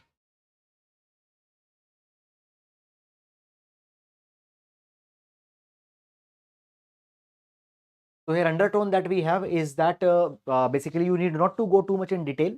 So questions that are there, they'll be asked largely the key terms in the news or initiatives in the news. That is something that we have to see. Okay. So yes.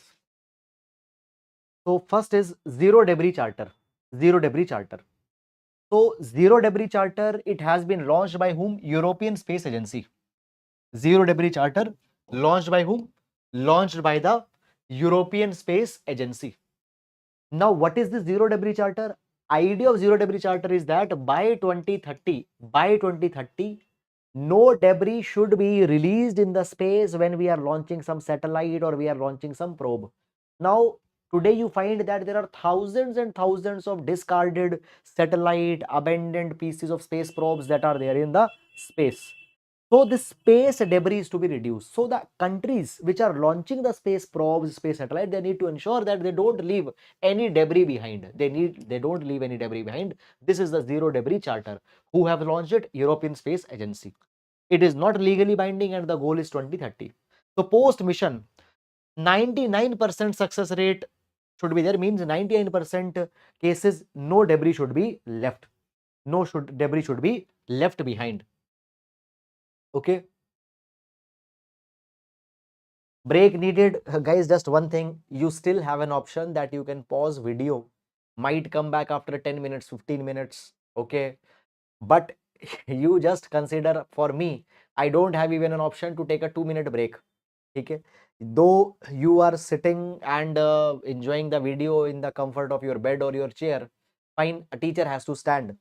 Now I am not saying this particular thing that okay, just to get some sympathy, but my point is that your energy and passion should be 100 times more than me, because at the end of the day, I am at the end of the day, you are the one who are going to write the exam also.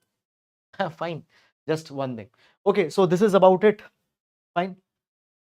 The next we have here is AI anchor. So what is AI anchor? So recently DD Kisan has launched AI anchors. What are these AI anchors? So these are artificial intelligence anchors. So these are the digital avatar that has been made. They will be 24/7 and in 50 languages. They can give the non-stop news. So DD Kisan, they have launched two AI anchors, that is AI Krish and AI Bhumi. They are capable of speaking 50 languages and they can mimic human behavior, human like facial expressions, okay, hand expressions, and they can give 24/7 information without any fatigue to the farmers. So they will provide the update to farmer with respect to weather update, weather changes, government schemes for the farmers, initiatives for the farmer, how farmer can enhance their agriculture productivity. So DD Kisan will give that information.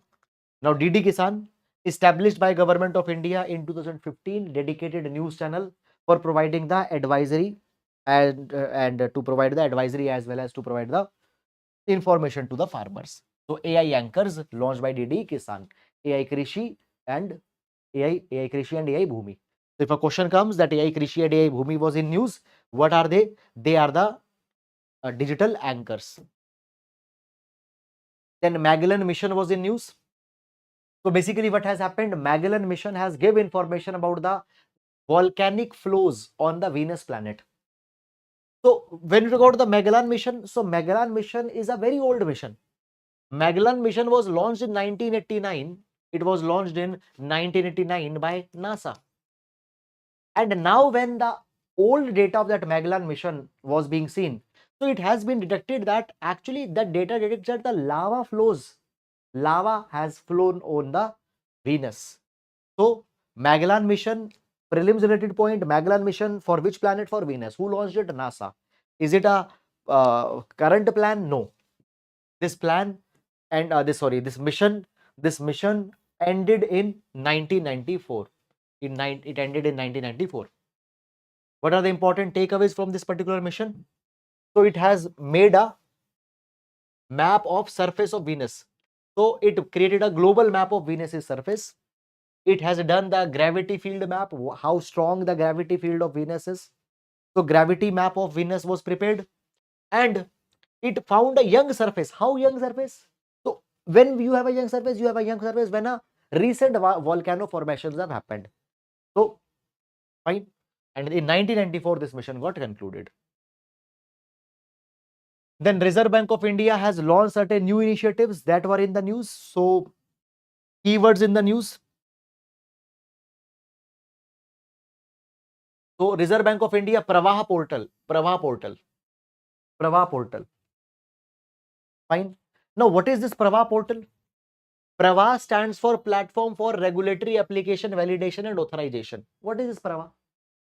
So guys, understand this thing that you want to become an agent for foreign exchange. You want to provide foreign, you want to become forex trader, forex agent, sorry. You want to get a buy banking license. You want to, let's say, get an NBFC license or any approval you want to get an RBI. So for all the approval, all the validation authorizations that are needed from RBI, they will be provided through this Pravaha portal. So any individual, any organization seeking any authorization, any license from RBI, they can apply to this Pravaha portal. Then retail direct mobile app. Retail direct mobile app. Now, what is this retail direct mobile app? First of all, what is this retail direct? So retail direct initiative was launched by RBI, where retail investors can open an account with RBI, retail direct gilt account, and directly they can buy the government securities.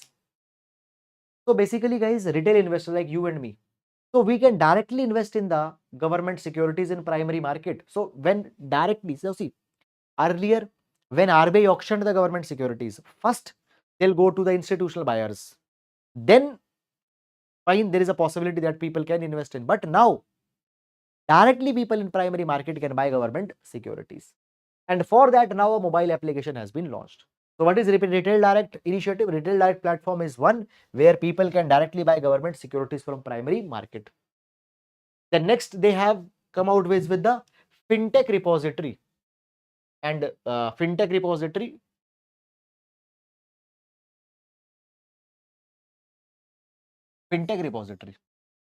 Now what is this fintech repository? What are the fintechs? Fintechs are the platforms, or they are the softwares, or they are the companies which provide the digital financial services. PhonePe is fintech, Paytm is a fintech.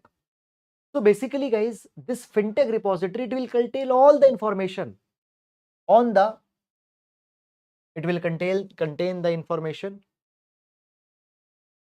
with respect to Indian fintech firms, their activities, the technology that they are using, all this thing.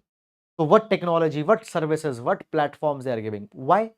So that it help in better policy making for fintech. Now some companies, they are providing loan to unqualified people at very high interest rate, which is wrong. Why?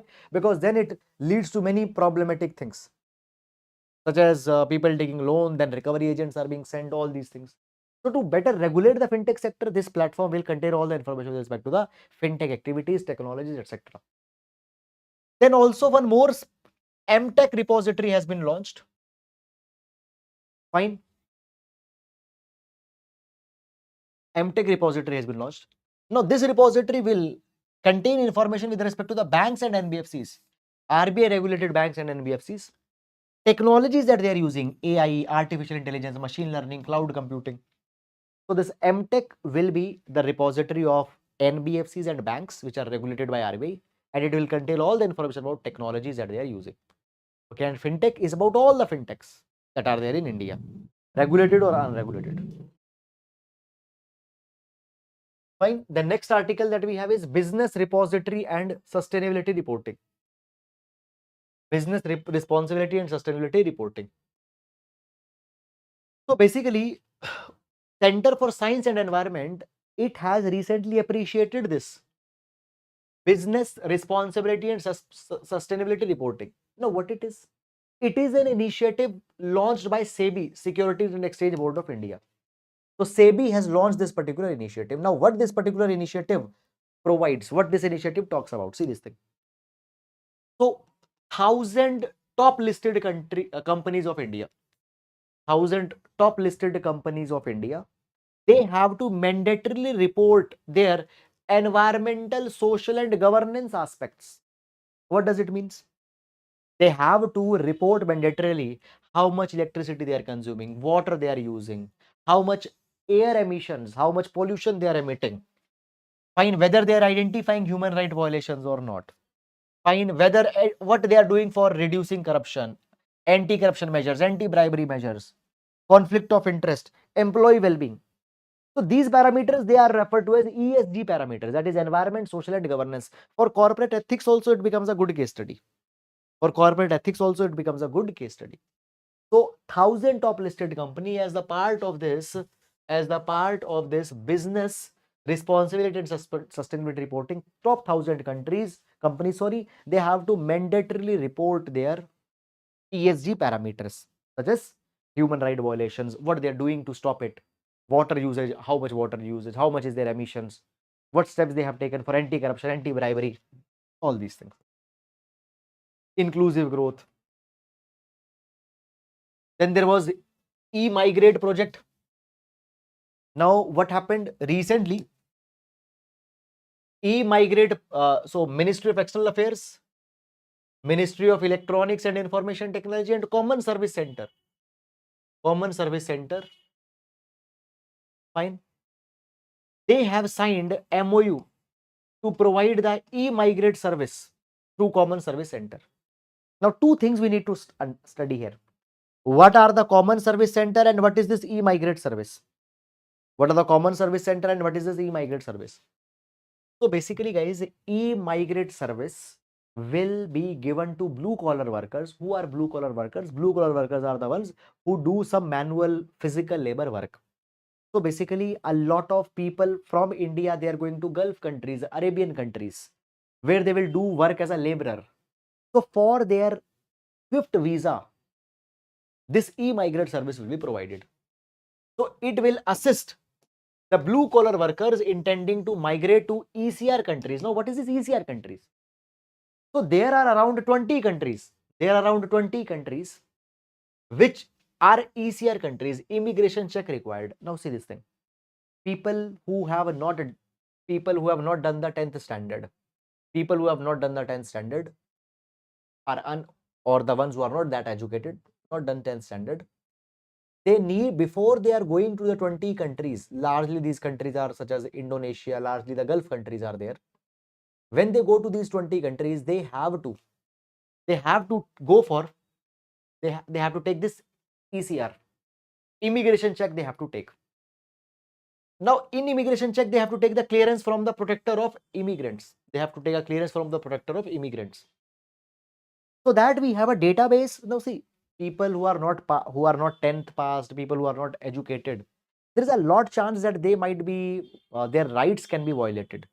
So before they go to these 20 countries that are there, around 20 countries that are there, they need to take a clearance. So those blue collar workers, they are going to the ECR countries. To help them, this e-migrate platform is there.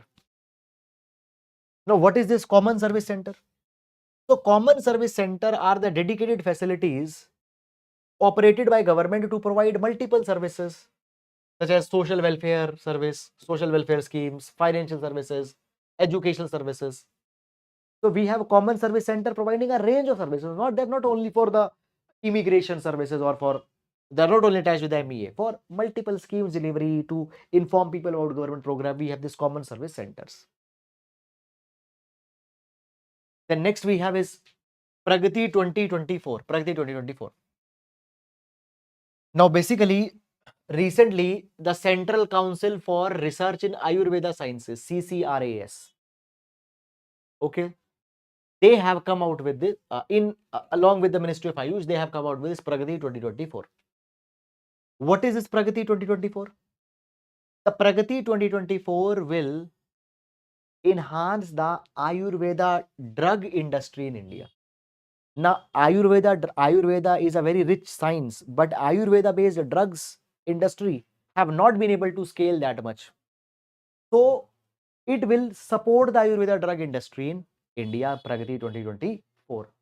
So, CCRAS, that is the Central Council for Research in Ayurveda Science, it is a apex body for coordinating, formulating, developing or promoting the Ayurveda science in India. And for Ayurveda drug, now this PRAGATI 2024, it will promote the Ayurveda drug in India.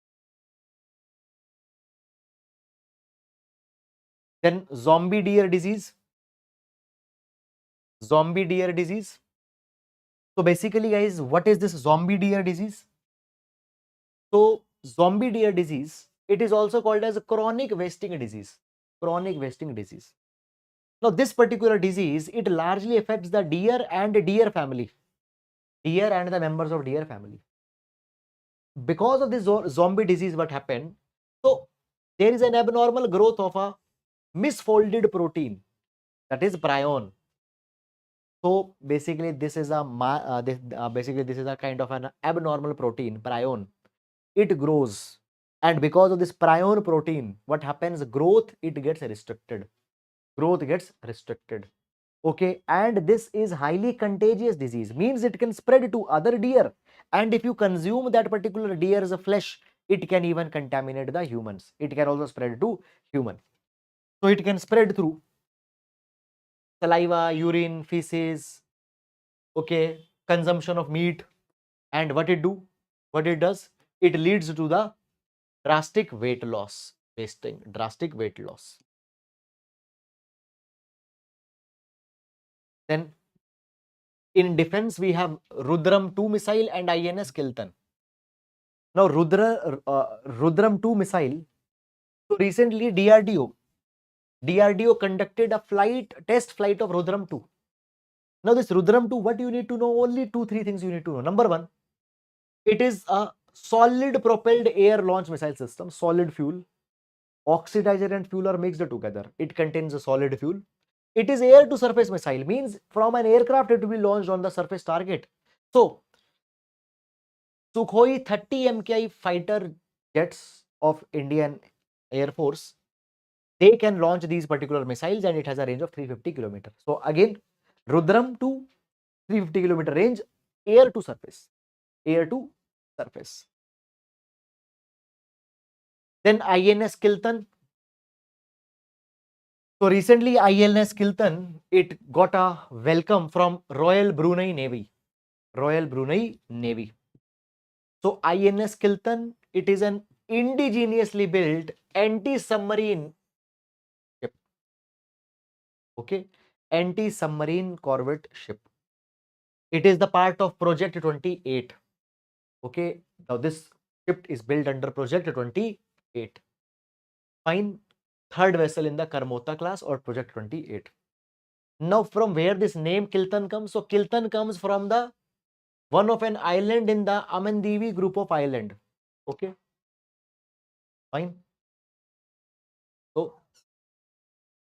in the Lakshadweep group of island, there is one island, Amandivi group of island. There the name Kitan comes. Then there was a terms in the news, Lingosat. Lingosat. What is Lingosat? So Lingosat is a Japanese satellite. Now this satellite is made up of wood. This is world's first wooden satellite. And who is making it? Japan. Why they are making a wooden satellite? So that the satellites can be made eco-friendly. So when satellites, see, we need not to leave debris. So means satellites after their end of the life, they need to be brought back on the earth. So when they'll enter the Earth's ecosystem environment, they'll burn more easily without releasing a lot of toxic fumes. So it is made up of magnolia wood, which is durable and is versatile in usage. So Lingosat is the world's first satellite which will be launched by Japan. Okay, and it is environmentally more durable as well as environmentally more sensitive. Then there was recently the conference of SIDS that happened, fourth conference on small island developing state. Now, what is the small island developing states? So, small island developing states, it consists of 39 countries. 39 countries are there. They are largely located in Caribbean, Pacific, and at Pacific, Atlantic, Indian Ocean, and South China Sea. So, these are 39 island states. Also, it has 18 associate members also. But largely 39 states, members, island nations located in Caribbean, Pacific, Atlantic, Indian, South China Sea, they are called as the SIDS countries. Now they meet from time to time because they have a common problem. Climate change is their problem. They have a lot of debt. That is their common problem. Now, in 1992, United Nations Conference on Environment and Development, it recognized that these small islands should come together as a separate organization so that their interests and so that their concerns can be addressed more properly. Fine. So therefore, in under SIDS, these member countries come together and they discuss the common themes. And recently, their fourth conference was held. Fine. What was discussed, etc. That is not important, but you should know it. Okay. So guys, that is all about this. Fine. Now, quickly, just one more thing we need to take here.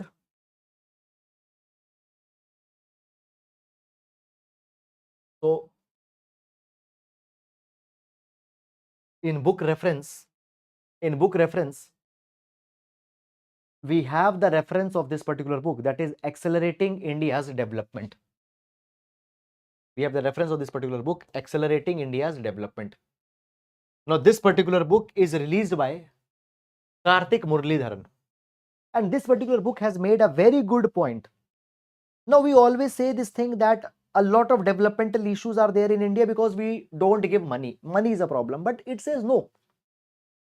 State capacity is crucial, which will determine that whether development spending translates in better outcome or not.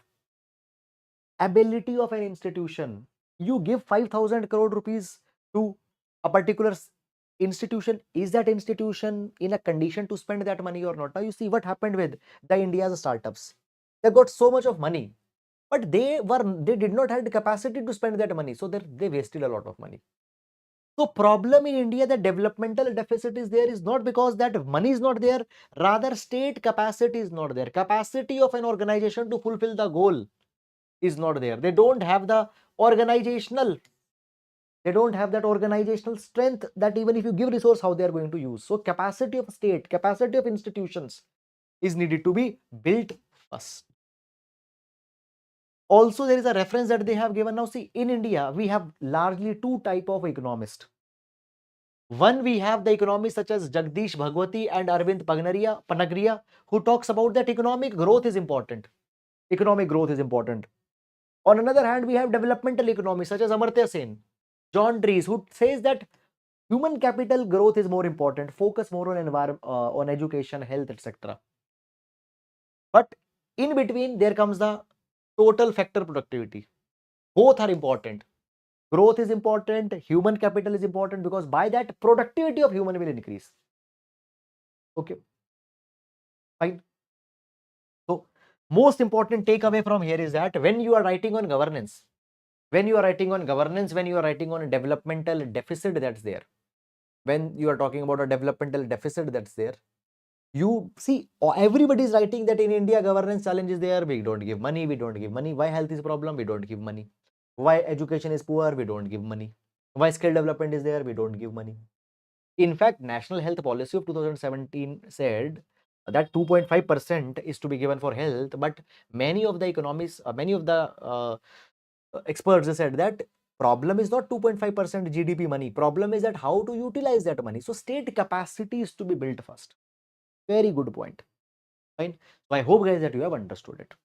So guys, with this we come to an end. Okay, so it was a little bit long session, I know this thing, but fine, effort has been from so effort has been there so that you can get the best content without any nonsense. You get the best content. This was the only attempt and I hope that you have liked it.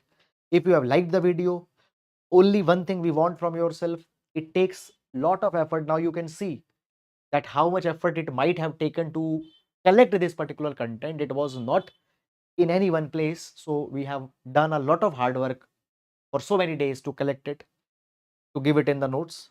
So I hope that you will, I hope that you have liked it. Okay. So I hope we have covered everything. Fine. Let's take the doubt comment. Case study. Yes. Very good. Very good. Very good. Okay. Otherwise,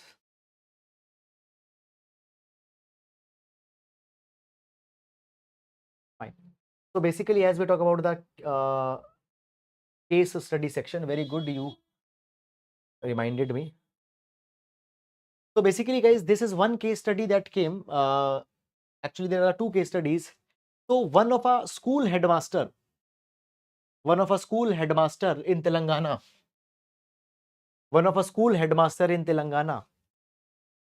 is running AI-powered campaign in which an AI anchor we discussed, na, DD Kisan also has launching.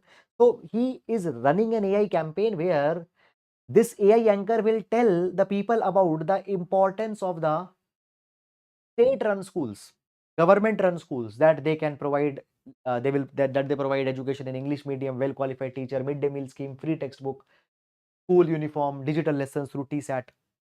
So often what happen, many people, they cannot afford private education, but they don't have a knowledge about that how much good education is there in government schools. So this teacher, without any at his own personal behest, using AI anchor to educate people about the good things that are there in the government school. Very good case study, can be used in education as well as in ethics. And then one more I want to discuss. One more I want to discuss.